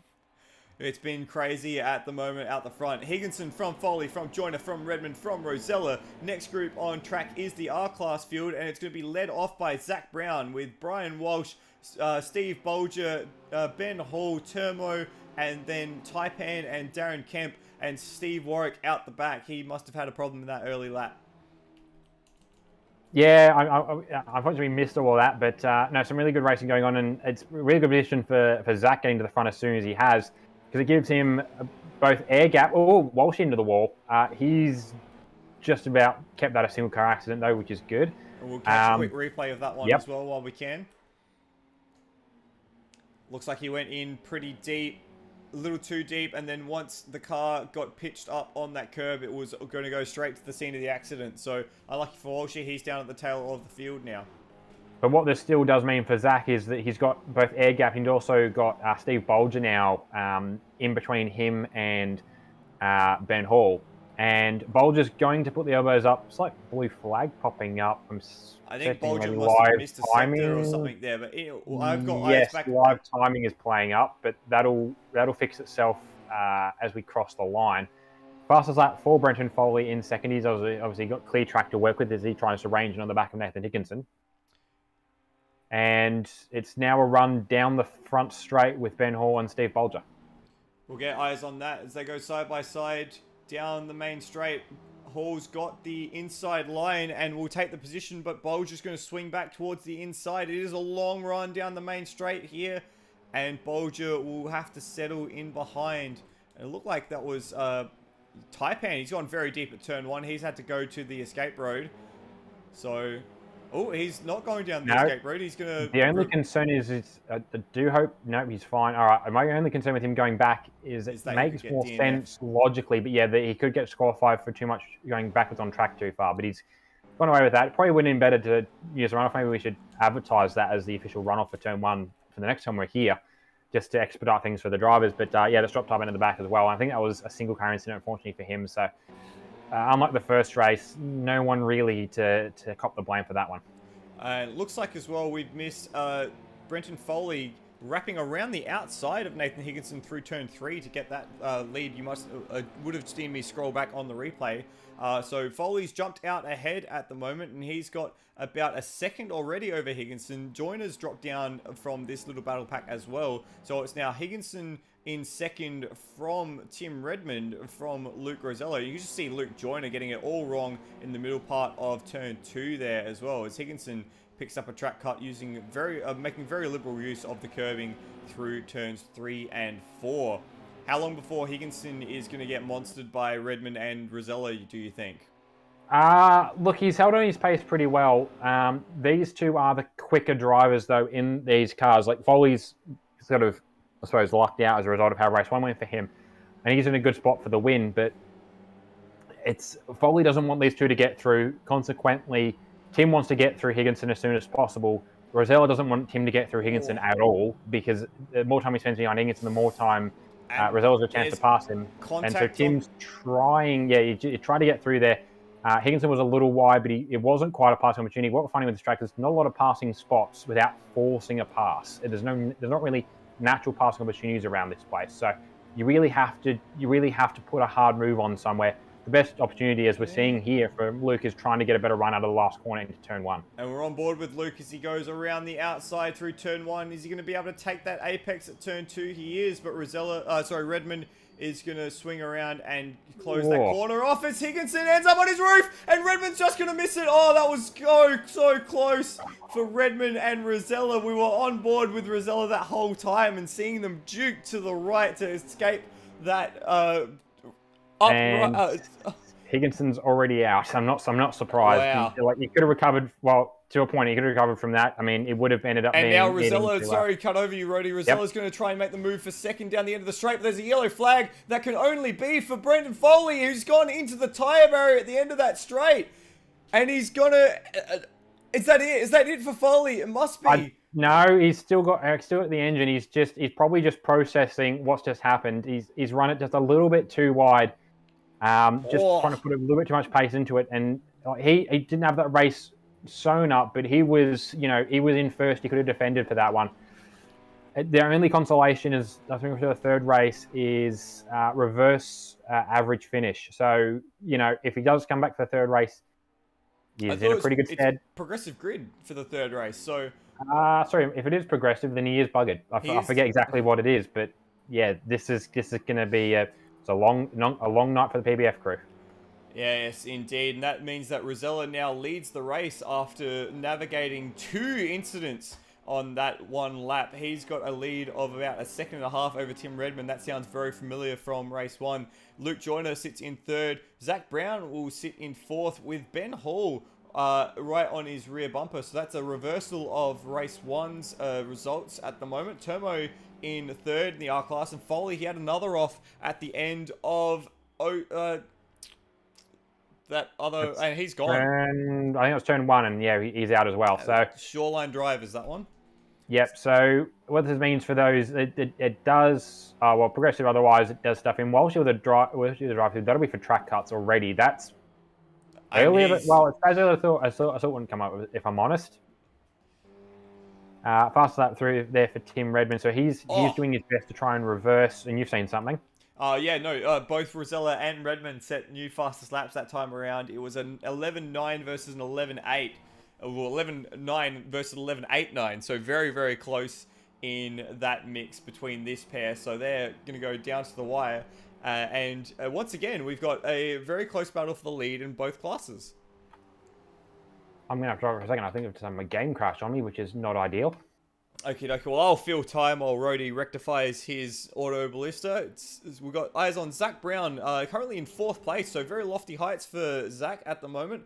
They're running quite deep into turn 1 there off a Shoreline Drive, and really stressing the front of the car, and that's actually allowed Ben Hall to really get onto the tail of Brown as we're coming through Seaside Way. Gap now is only half a second, so Hall is really put the hammer down in this middle part of the race. We're almost at the halfway point for these guys, as they are just halfway through lap 8. You can see how much Hall gains through braking, and Brown's just gone a little wide there, and that's going to allow Hall the ideal line just to stress the rear of the Lancer as they come through the car park. Very defensive from Brown, and that might open up the door for Hall to go through on the inside. And they make side-to-side contacts. They come onto the main straight, and it's going to be a drag race down the main straight between Hall and Brown. The gap at the line is going to be nothing. It's 44 thousandths of a second as they come across the line. Hall's got the inside as they go down Shoreline Drive. And it looks like Hall is going to be able to just take the ideal line, but Brown will try and wrap around the outside and take the apex for turn 2, and does, and will take that position as well. Oh, and Hall got 2 wheels up on the curb there at turn 3, and that sent the rear of the car around, so he's lost a little bit of time. And so it's still Zach Brown from Ben Hall for the R-Class lead. Luke Joyner's had a slow sector. I wonder if he's just gotten pulled up in the trying to pass Brian Walsh. And the battle at the front has gone almost entirely the way of Luke Rosella. Already 2.5 seconds the gap out the front. So Rosella's put the hammer down and he's jumped away. Do we have you back, Rhodey? I'm on my way back in now. I'm just going to say that I'm annoyed I'm missing this battle because I'm seeing the delayed stream, and it looks like some really good racing battle with what I'm seeing, what I'm hearing. So. Zach Brown, he's maybe picked up a puncher or something. He's gone straight off at the final corner. And in fact, he's come straight into the pits. So Brown into the pits. We're going to see if we can find a replay and figure out what happened to him, because it looks like he's picked up a puncture. And yes, that's because he's hit the tyre barrier coming off of Seaside Way. So that's given him a left front puncture, and it's meant that Ben Hall and Turmo have been able to go through on to the lead of the race. So it is now Hall from Turmo, from Darren Kemp in the R class, Steve Warwick, and then Taipan. And Brown is still in the pits and may not even get out before Brian Walsh gets out. So we'll keep an eye on where that one pops out. With 6 laps left, it's Luke Rosella with 2.5 seconds over Tim Redmond. Yeah, everything's kind of... Oh, I did say earlier tonight that anything could happen, and we've seen that. Foley with a pretty stable, I say a comfortable, but a pretty stable lead at the head of the RS class cars, went a little wide into the fence and sort of pulled the trigger on that one. Obviously Higginson with his roll as well. And then for Zach, a really good battle between Zach and Ben at the front, and then for Zach to pick up a cut tire. I think that'd be possible around here. He's probably nicked a tyre barrier. The tyre barrier is in AMS. He smashed the tyre barrier at the end of Seaside Way, rather. And the tyre barriers, oddly for AMS, are actually really they're actually, I was told around Bathurst at least, that it's worse to hit a tyre barrier than it is to hit a concrete wall. You're stopping in a concrete wall, you don't when you hit a tyre barrier. Yeah, so that's really turned this race on its head. The lead for the fight for the lead is still fairly tight. Obviously with the reset, I've lost my live timing, but the battle for the R's is still pretty tight as well. Termo's still not far off the back of Ben Hall. We're just jumping on board with Termo now as we come down Seaside Way. It's about half a second off the back of Ben Hall here, and this is for 4th place overall. You can hear the pace of the cars wind up. Termo a little deeper under brakes there. And in fact, Hall's run wide, so Termo's going to be right on the rear of the Lancer as they come through the car park. Oh, it gives him a little touch, little tap, and we were just on board for that as well. And there's a yellow flag at the final corner. And that's a car coming into the pit, so I suspect that's Brian Walsh who's picked up another penalty. But this is very much energized at the back end of the race. 4 laps to go for this pair, 5 laps to go in fact, as they come across the line. The gap is only 0.3 of a second. Yeah, so this is between the driver we thought would take some wins coming into tonight, and the driver who on practice pace we thought would take the wins coming into tonight. So this is going to be a really cracking battle. These guys have been developing into a bit of a rivalry all season. I know that Termo has repurposed the 2.5 Men theme a couple of times in the race chat as a way to off-put Ben. Unfortunately, Ben doesn't really have anything to do back the other way outside of just being a bit of a pest. But no, these guys have developed a very friendly little rivalry in the past 3 or 4 months in a lot of the social series. They're probably about equal on pace. Ben's actually coming through a lot quicker. They've actually both improved quite a bit this year. This is going to be a really good battle for the last couple of laps, I reckon. It'll be a tight one indeed as they come through the car park. Another battle on track is the battle between Steve Warwick and Taipan. Is almost another touch at that apex there.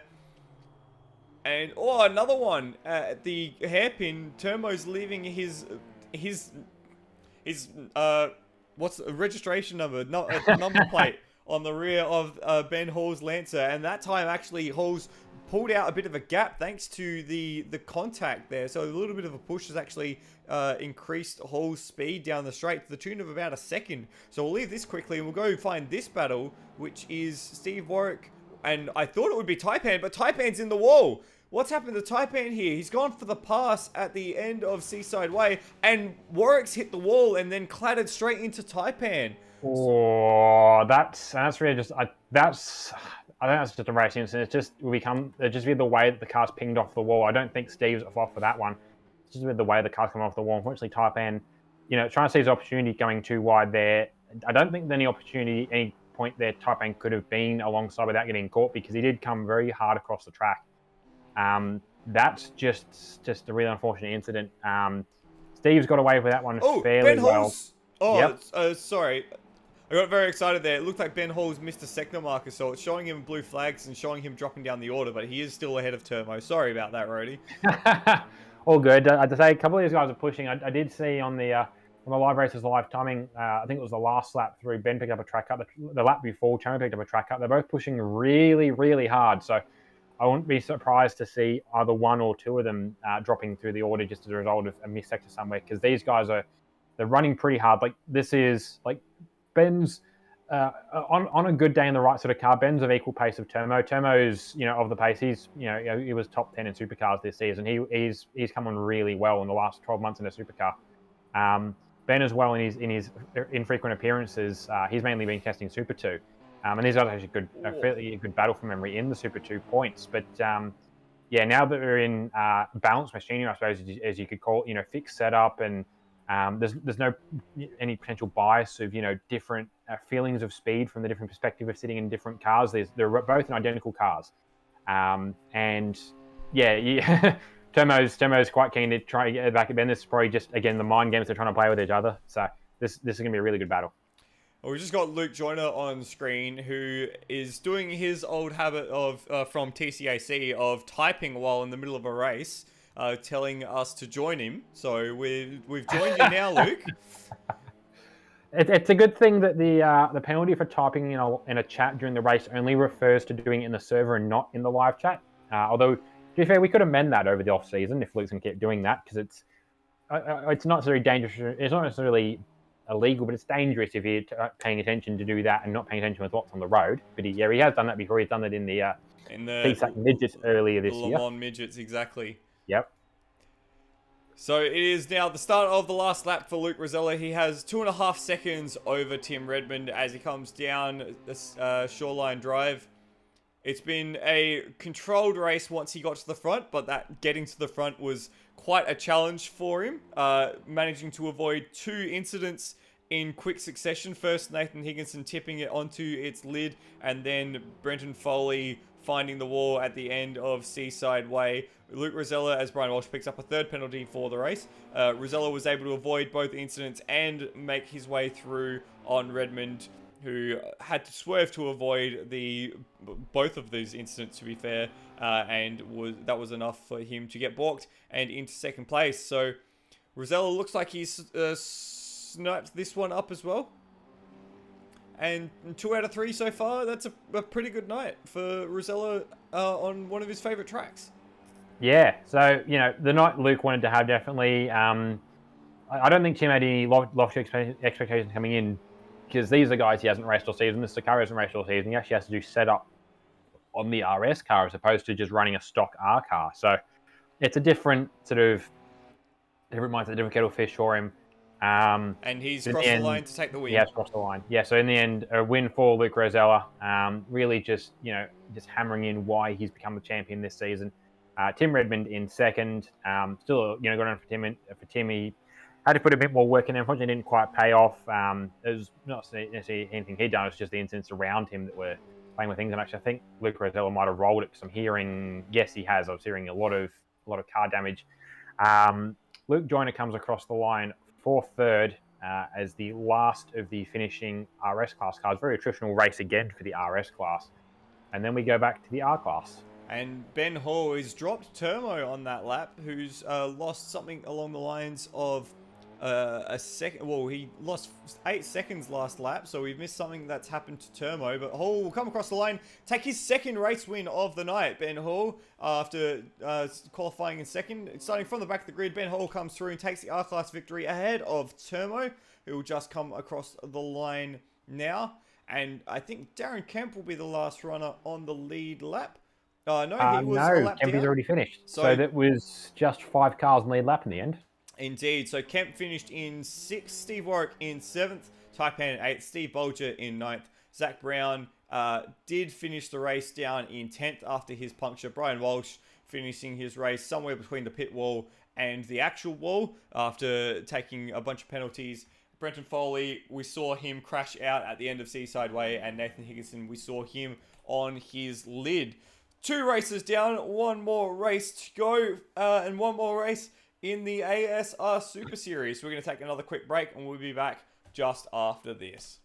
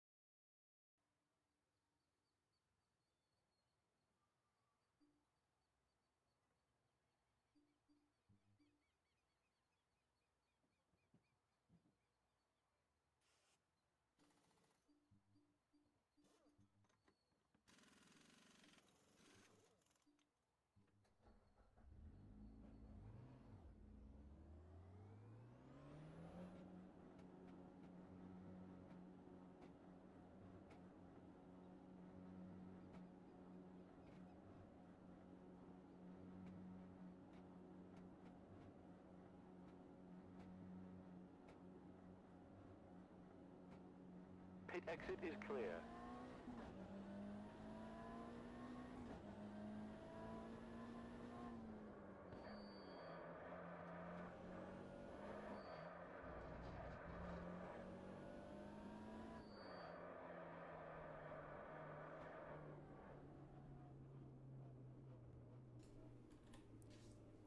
So, something a little special we got here for the last race.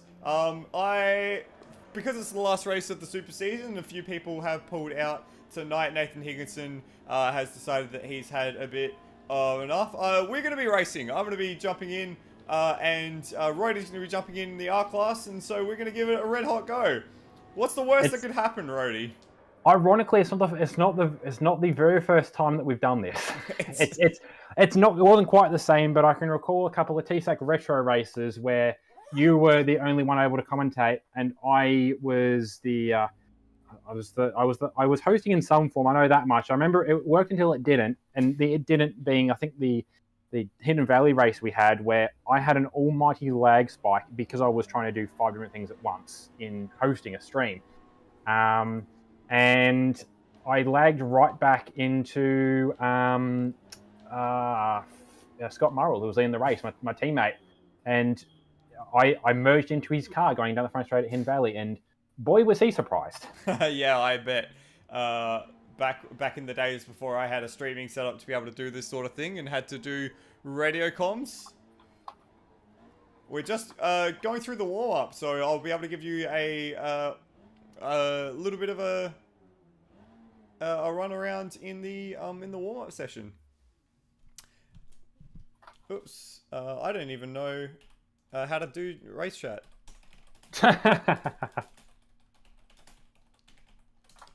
Might have just seen Tim asking me if we need to change cars because we were using the same car in practice. So let me check whether you guys actually are in the. I believe you actually are still on the same car.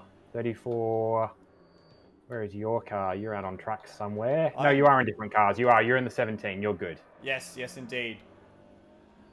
So I can show you just a little bit more from the driver's eye view about how to get around this Long Beach circuit. Probably very badly. See, I missed that apex by a mile. It makes sense that we're in broadcast because this is we are better suited in broadcast than as drivers. I did run half the season in these things, but I was not what you would call competitive. So, and like that said, you've had a decent run. The big issue for you tonight is going to be that you don't have the steering lock on your switch controller to make it through the hairpin. No, I don't. As I just demonstrated there, I also don't have the skill to break into the final section of corner apparently. So we'll try that one again, maybe. Another problem that I have in races in particular, let alone just in anything, is actually the fact that my computer starts to struggle when it gets too many objects on screen. So it might have a little bit of a hissy fit on the start, but once we get into a race session, there's less objects for the computer to worry about. It should be okay. Now, an interesting point will be the way it's going to work out is probably going to end up on different parts of the track at the same time, which will add the commentary. Unfortunately, it'll just be radio from mine. Nobody will actually know what I'm looking at. The best chance we're going to have actually commentating on the same thing is when you come up to lap me, which honestly will probably happen. It might. When I did laps in practice, I was about half a second to a second away from the tail end of the field. So there's a small chance that we might end up on the track at the same spot together. I'm predicting that I'm much more likely to put it in the wall first. So if that does happen, I will just go back to normal commentary. And I really don't like that corner, turn 9 into the hairpin, because it is way earlier on the apex than you expect it to be. So as we've got 2.5 seconds left in this session, I'll just see if I can stitch up a lap and show what this Long Beach circuit is about. I will head out, and I think you're on track now, so I will not catch you, but I will head out and also get some laps in. So I'm braking just before the 300 board at turn 1, going a little deep because the track's been scrubbed. Through turn 3, trying to hug to the left, and then turn 3. Getting a little bit of curb, but not heat. And then into turn 4, try and get as much curb as you can there. Oh, the tyres are very grippy on that side, so I like that. And then 2, 5, and 6 onto Seaside Way. Truth be told, I'm probably not going to be able to commentate all that much because I'm going to be so far behind the field that I'll be missing all the battles. And if I'm up close at all, it'll be interesting. Braking just before the 300 board. I probably hit the brakes a little too early there. Use a lot of curb on the inside to get into the car park. Right up onto the rev limiter in second. Try and hug that wall. I actually got that corner really nicely that time. And then braking for the hairpin. I stick it down into first and try and get the car around. Try and lay off the accelerator as much as I can because the steering lock isn't there. And let's see what lap time I do. I think I did a 13.8 in practice.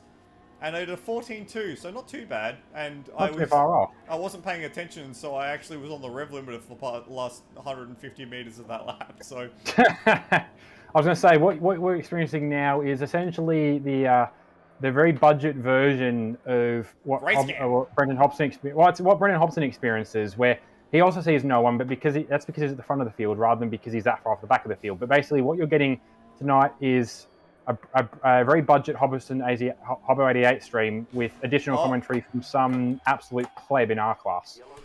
Ah, that was not an enjoyable thing. So we'll see how this goes.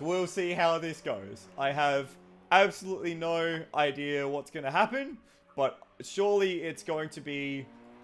Hopefully, it'll be interesting. I think it will. It's something different, and as we mentioned, it's not in the last race of Super Series. It's the last series. Actually, no, it's the last race of ASR for this season. We did kind of in the Supercars broadcast on Friday, kind of sign that off as the last race of the season. That wasn't quite true. There was still a Super Series last round to go, but after this, there is nothing until the new year. We are actually planning a summer series again, like last year. Last year was the Super 2 cars. It won't be anything quite that high level this year. We're not going to say what it is yet. We're still working on that, but it will be a lot more approachable, a lot more like a social series, and it'll be something that Lewis and I were putting together to keep everyone occupied until we start with the series racing again next year. I've done an 18.6, which is pretty average. I don't think I'm the slowest R-Class car, but I'm not at the pace of a Ben Hall or a Zach Brown or a Termo. So. No, you are the slowest R-Class car. But at least by practice numbers. And by practice numbers, yeah. But we'll see how we go in the race. Obviously, I haven't driven these things since Lakeside, and I haven't been competitive in these things since Malala. So this will be an interesting race. There's only one way to figure out what's going to happen, and that's just by licking the stamp and sending it. So hopefully once Roddy gets off the track, we'll advance to the race session. Yep, sorry. And then we'll be ready to go. Alrighty, so predictions, not that we're really going to catch much of it, predictions from yourself on who's going to finish where, who's going to win the last races for each class. I'd like to see Redmond actually get one up on Rosella, but I think Rosella's going to win the RS class battle. Foley, I hope he finishes the last race of the season. It'd be a pretty anonymous finish to the season for Hobbo to not be there, and then for Foley to take 3 straight DNFs or 3 straight. Well, I guess technically he finished 5th in class in the first one, so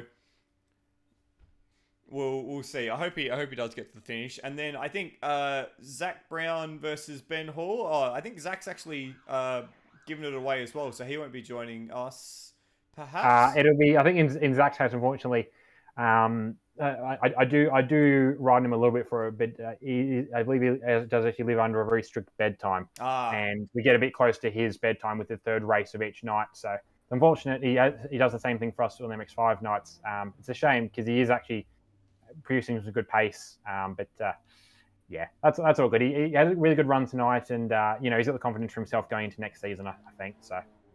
That is the last we're going to see of Zach this year officially, but moving on to bigger and better things next year. Fingers crossed. So probably Ben Hall's to lose then. I hope Termo can stitch up something as well. That would be nice for him.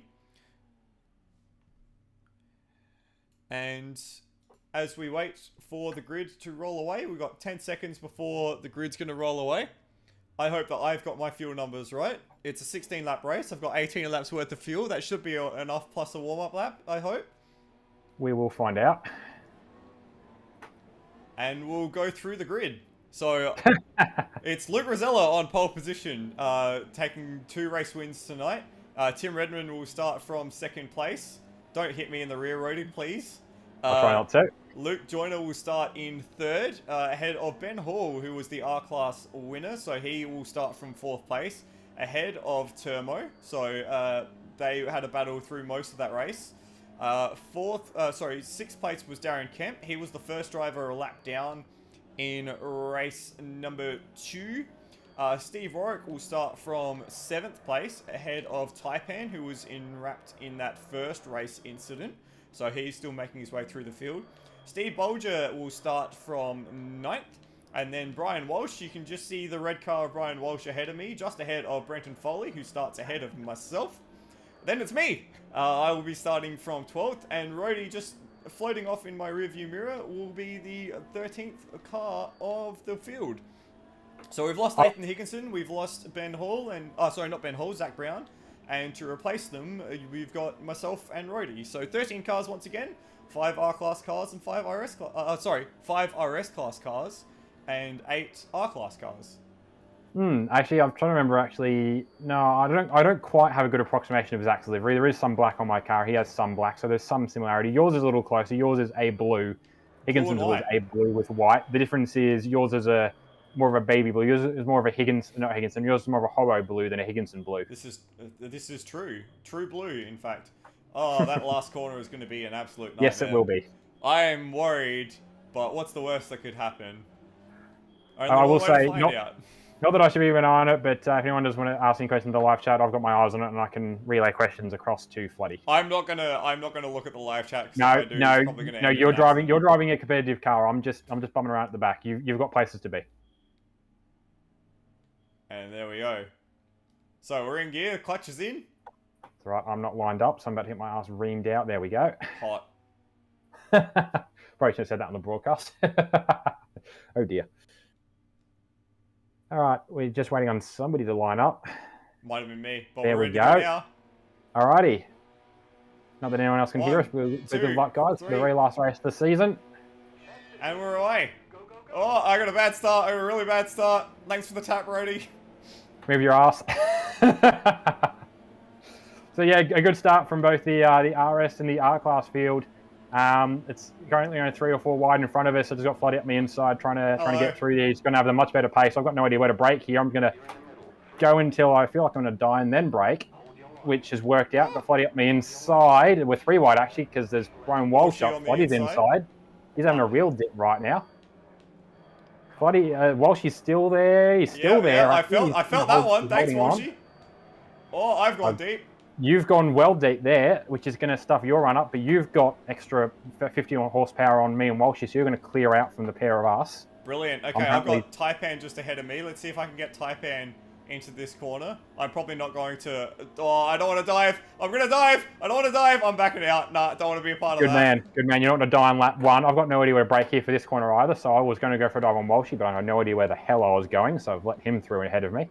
That said, we're both catching up to the back of this train. It looks like Bolger and I think that's Warwick ahead of me are pretty close. In fact, Bolger's gone very tight to the inside. And Warwick's hit the wall right in front of me. Warwick's in the wall. Warwick's oh no, and Warwick's so DNF. Oh no, I'm at the back of the field now. And Warwick's out actually in the end, so that's a shame for Steve. I suspect maybe just he feels that. I don't know actually why he. There'd be a reason. There'd be a legit reason. Probably just that early, last race season, not worth. He sort of got what he wanted out of tonight, and he hit the wall right in front of me, and I had nowhere to go, and so I had to stop. I had to slam the brakes on. And Walshy is dying again, and I'm following him. And that meant that you'll catch us in a second. Yourself and Walshy just blitzed straight past me.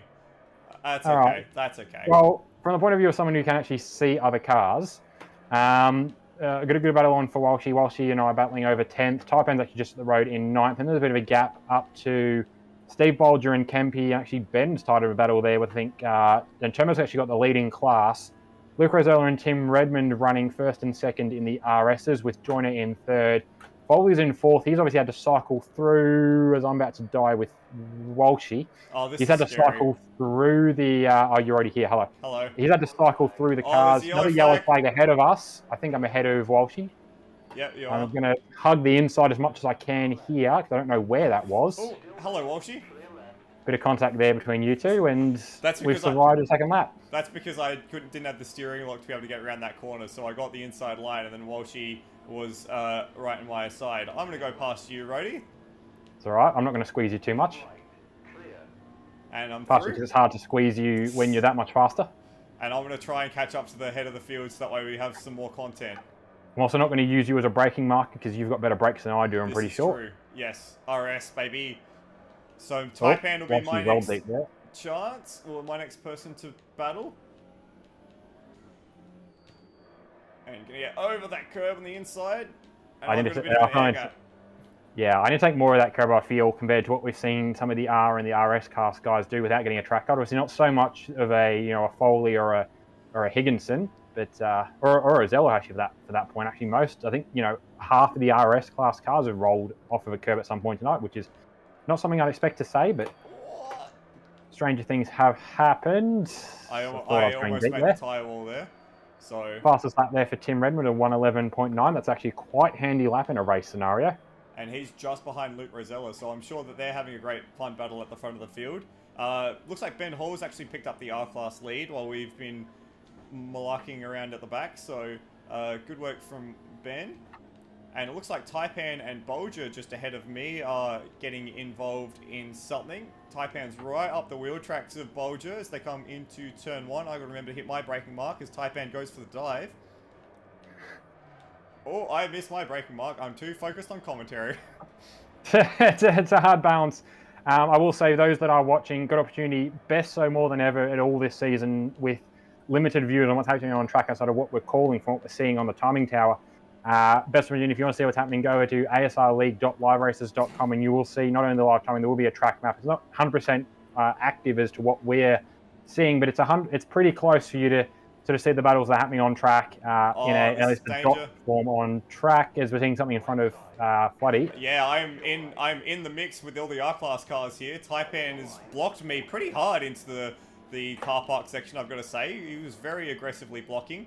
Bolger and Kemp, just ahead of him, are blocking each other off as well. So Taipan's going to try and dive. I'm going to try and go around the outside. I'm going to be able to make the corner. There's contact. There's contact. There's contact everywhere. And I've forgotten to change down, so they've got a good 300 meters off me again. So that's great fun. Yeah, I meanwhile back here, I'm slowly trying to rein you guys in. Best lap was an 18-something last lap through. It's going to go down to a 17-something. Yep, 17.8 there through that time. So I'm slowly chipping in on what you guys are doing. I feel it's going to be a few laps before I get quite to the comfortable pace to be able to keep up with you guys. Gone for a dive on Bolger. He's made it through at turn 1.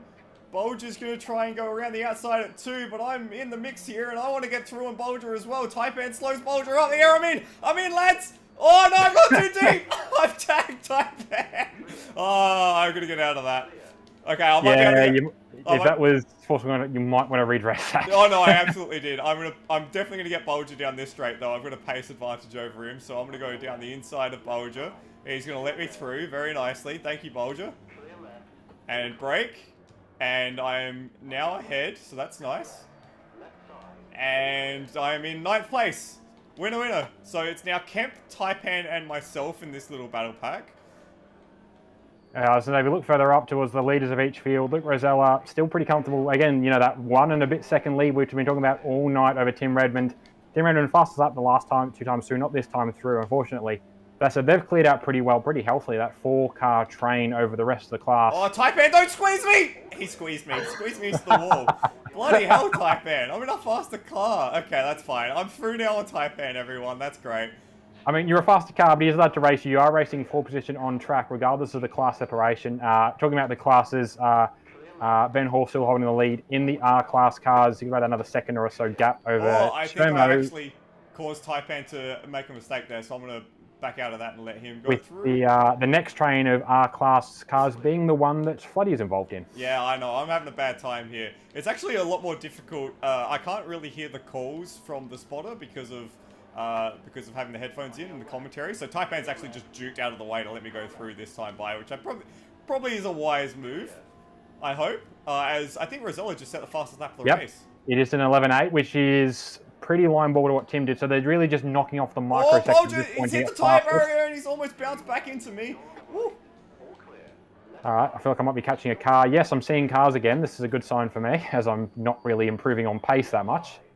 Not really a surprise, though, given my pace this season. Oh, this is much more intense than it has any right to be. So I think I've just managed to escape Bulger and Taipan. I think I've managed to get away from them now.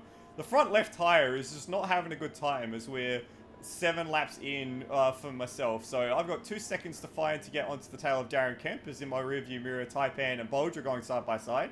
Shouldn't look at that, should look at my braking marker, and I've missed it, and I'm going to go deep, and I'm going to go deep, and I'm going to go deep, and I pull it up just. You didn't have to make use of the Peyton Nathan Higginson runoff at turn 1? I did not. So, what's the gap now between myself and Darren Kemp? It's 1.4 seconds, but I do have a bit of a faster run on him. So I'm going to try and get past him, maybe not this lap, but probably down the end of the next straight. So down Ocean Boulevard. Ocean Boulevard? Whatever the main straight is. I'll say it's Ocean Driving or Ocean Boulevard. There's a song by one of the EDM artists. I say one of, there's like, a couple of hundred of them. I forget his name. But no, Ocean Avenue I'm thinking of. Or is it? No, Ocean Avenue is a yellow card. I don't know. There's a lot of songs named after ocean streets. I'm focused on the rear of Darren Kemp, and I've got to run this time, so I'm going to get past him on the inside, I feel. All right. Meanwhile, back here, I've just got the back of the train you just cycled through. I'm just catching up to Steve Bolger right now. He's got Taipan ahead of him. And then I think I've just seen you possibly in the distance just clear Kempy. Yes. It's happened. It's happened, lads. So Floody's now sitting as such on the battle for the R-Class lead, which is currently held by, actually it's a pretty close battle, I think, because it's climbing down to a second. Termo, I think, had that at one point, but now Ben Hall is ahead by 0.6 of a second as I nearly blow my engine into the first corner. And I find the last track cut, and I'm still only halfway through. Oh, blimey. I haven't had a track cut yet, which is nice. So out front, it's Rosella versus Redmond once again. Foley sits in third to the tune of about 10 seconds. Then it's Luke Joyner. They're in battle for third place, which is quite exciting. Termo and Ben Hall. Termo's actually just got that position ahead, and I'm going to try and get close to that so it gives you guys a proper view of that, and then I'm probably going to sit in the wheel tracks and not get involved, because the last thing I want to do is take out the R-Class leaders. Yeah, it wouldn't be a good look. I was just thinking, like, the intention was coming into this that you were going to cover the RS battles and I was going to cover the R battles. No. Where it's turned out is that you need the RS car to cover the R battles, and I'm covering, well, 11th. Well, you're just quite a fair bit ahead of the... You might cover the lead battles that come to lap you in about 3 or 4 laps time. Actually, true. Actually, the way this turned out is it actually has flipped. It has flipped the script. You will be covering the RS lead in a few laps, and I will be covering, the R lead in a few laps. And I'll be covering the RS lead in a few laps as I try best to I can't actually do that. I can't say that on stream. That's the track cut. There's the track cut, the first track cut for me. Yeah, the turn 1, or so technically turn 2 Tomato, that sort of weird little ripple strip curb, that actually bites quite a bit. I didn't think it would bite quite that bad, but that's where I picked up 2 of my 3, I think, track cuts, 3 or 4 track cuts we get given before it's a drive-through. For reference to know how many Walshy got before he triggered his on the second race. And I can't actually see any cars in my rearview mirror anymore, so I'm flying completely blind on what's happening behind me in R-Class, but I can tell you that Termo is back ahead of Ben Hall, and they are stuck at the hip, it looks like, on the timing screen. Yeah, they're jerking out. Actually, for the leaders as well, they are coming out to me. They're just cycling through Brian Walsh now, who's sitting back there in 12th.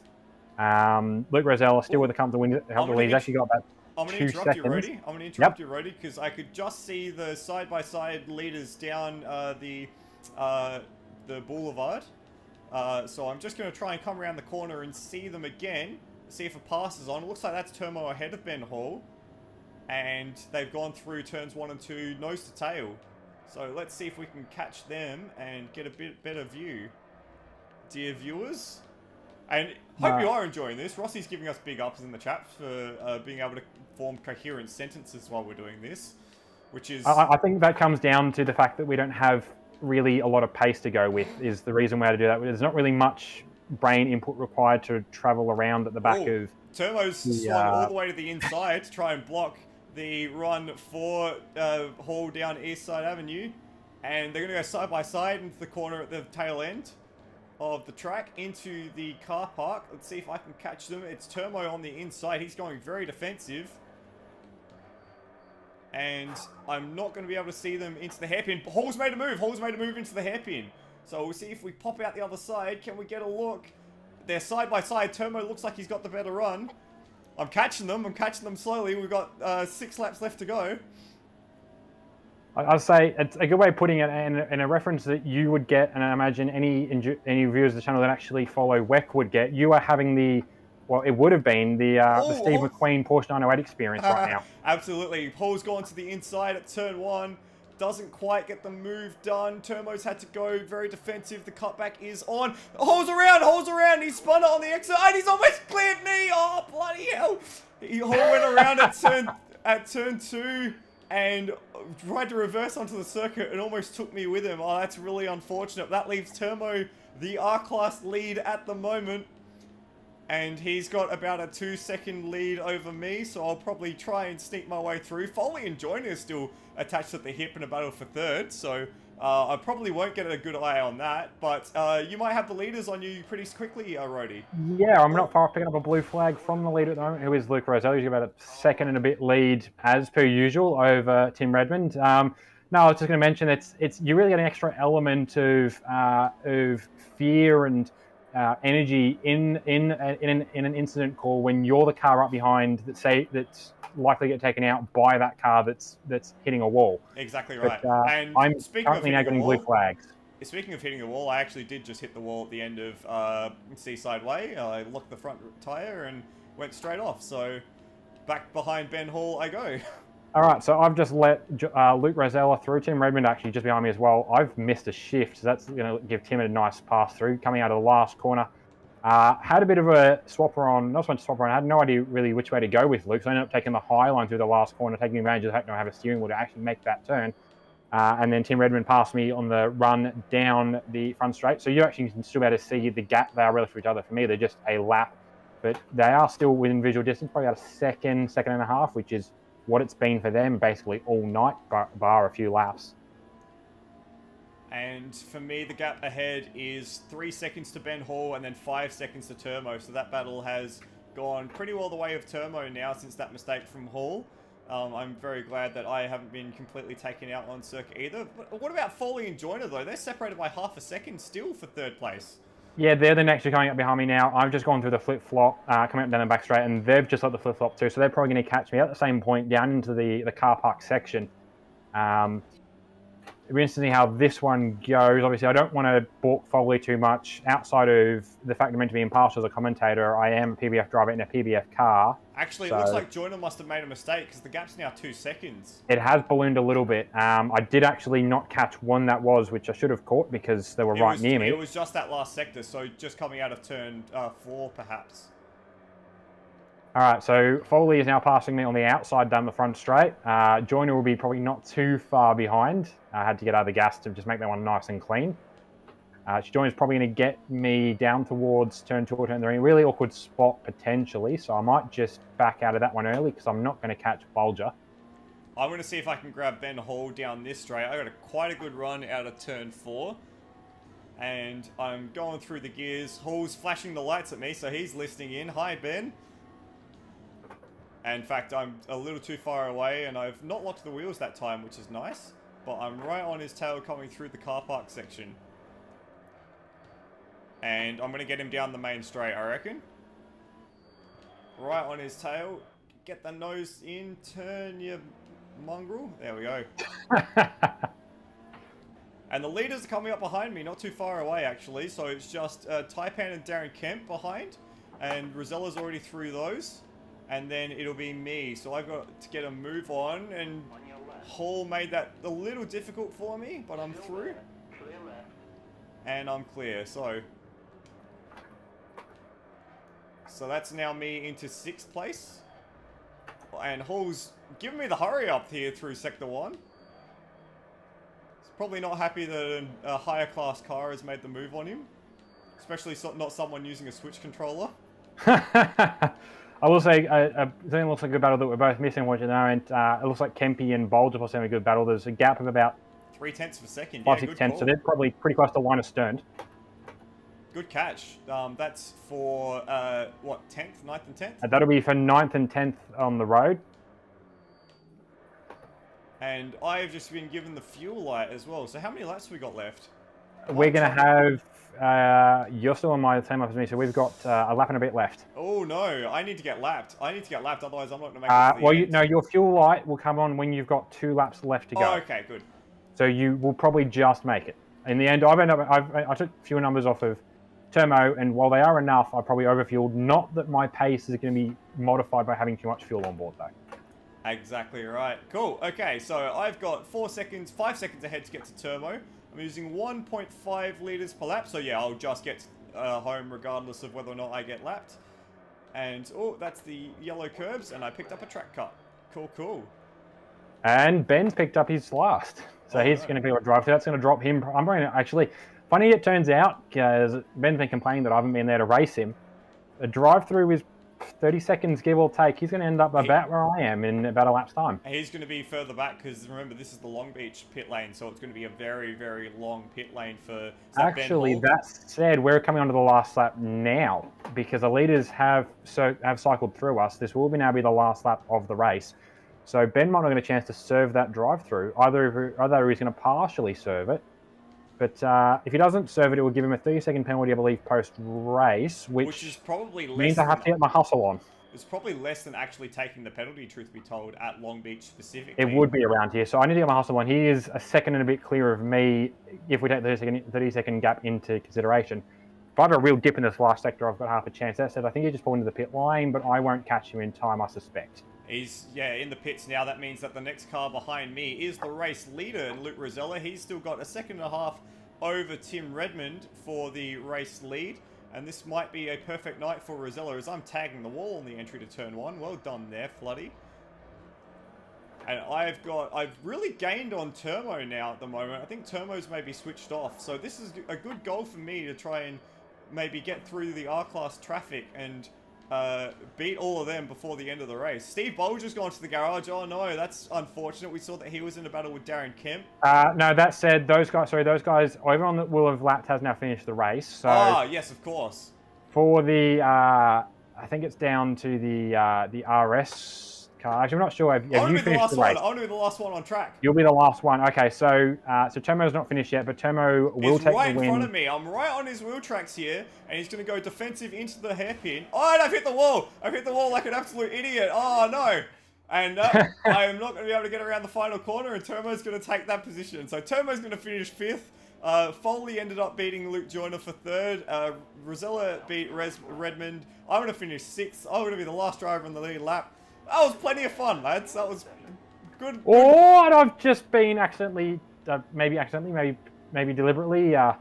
Luke Joyner went for a J-turn across the back straight with me coming down his inside. So my car is fair looking like my car looks like at most of these rounds. It's just a little less in one piece, as I've just done a J-turn off the walls to get it back around. But no, from what we saw, pretty good race. Obviously, you had a cracking run on your way up through the field, and I didn't finish last, which is an achievement.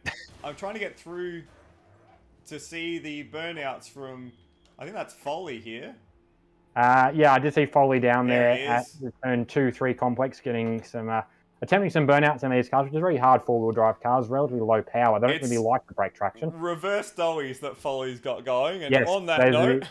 Those are the easiest to do in both front-wheel drive cars and in all-wheel drive cars, so it makes sense he's gone for those.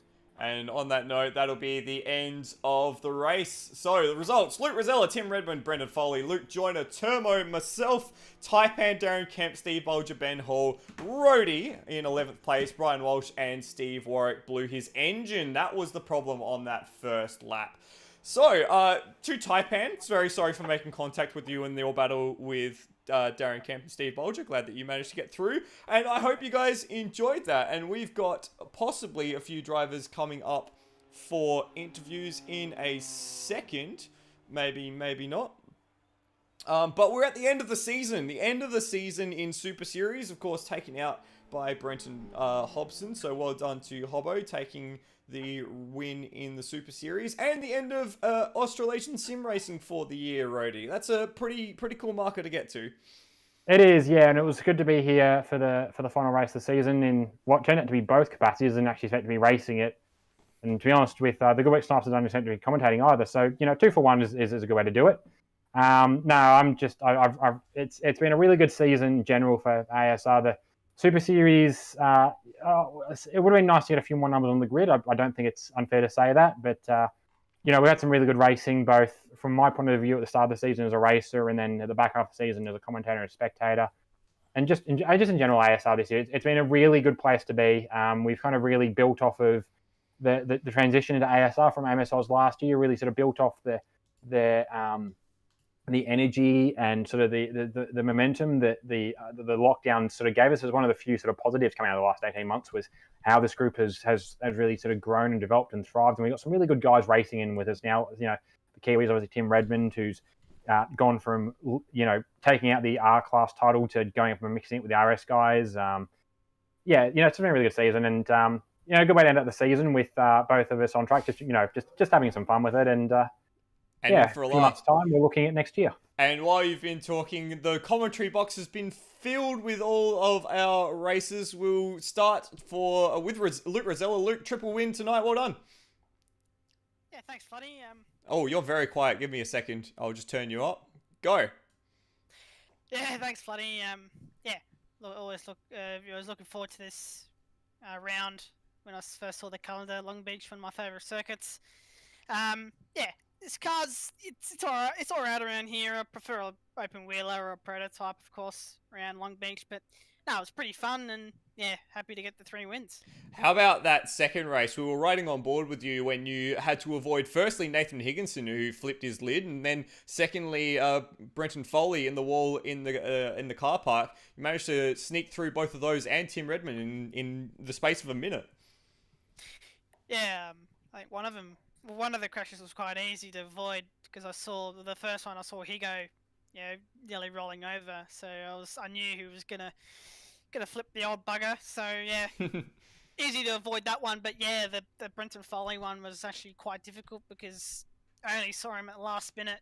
I think in the barrier, and I was also passing Tim Redmond in the process as well. So that was quite awkward, but got through in the end and actually gapped Tim for a bit as well, which is good. But it was great racing, Tim, tonight. It was he didn't let me go away, and at some points he also was closing in a little bit. So it was good fun and a good way to end the ASR official season, shall I say. Yeah, absolutely. Congratulations on your 3 wins tonight, Luke.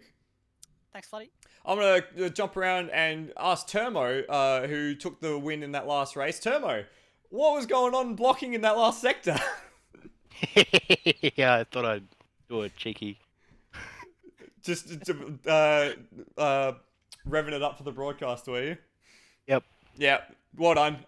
Good result tonight with the win in the last race to sort of round out the season. How do you feel about the season in these cars?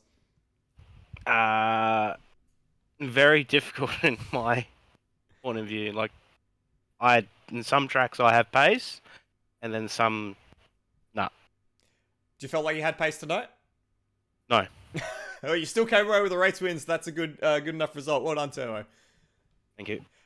Someone else who came away with 2 race wins tonight. Their first 2 race wins in ASR history, I think, is Ben Hall. Ben, congratulations. Take us through your races tonight. Oh, boys, I'm over the moon at the moment. I can't believe it. To get my first 2 wins in the Super Series, being at the last round and being the last proper race for the ASR calendar, man, I'm over the moon. I can't believe it, and I have no words to describe how happy I am at the moment. Awesome. Well, you can certainly hear the excitement in your voice. Well done, Ben. Cheers, boys.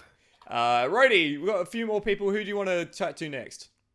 Let me see who we've got, aside from near enough to everyone. Alrighty, we've now been joined by my teammate, Brenton Foley. Foley, how did tonight go for you? Oh, I made quite a few mistakes tonight, which wasn't the greatest. First one in race one wasn't my fault. Just had a little software issue, but second one it was a really good way to throw away a podium. Yeah, we did actually. I think we can catch the back I think we just of lost that Rody. on stream. Just pushing no, a little he's too deep was. Did you? No, I'm here. I You're haven't back? gone anywhere yet.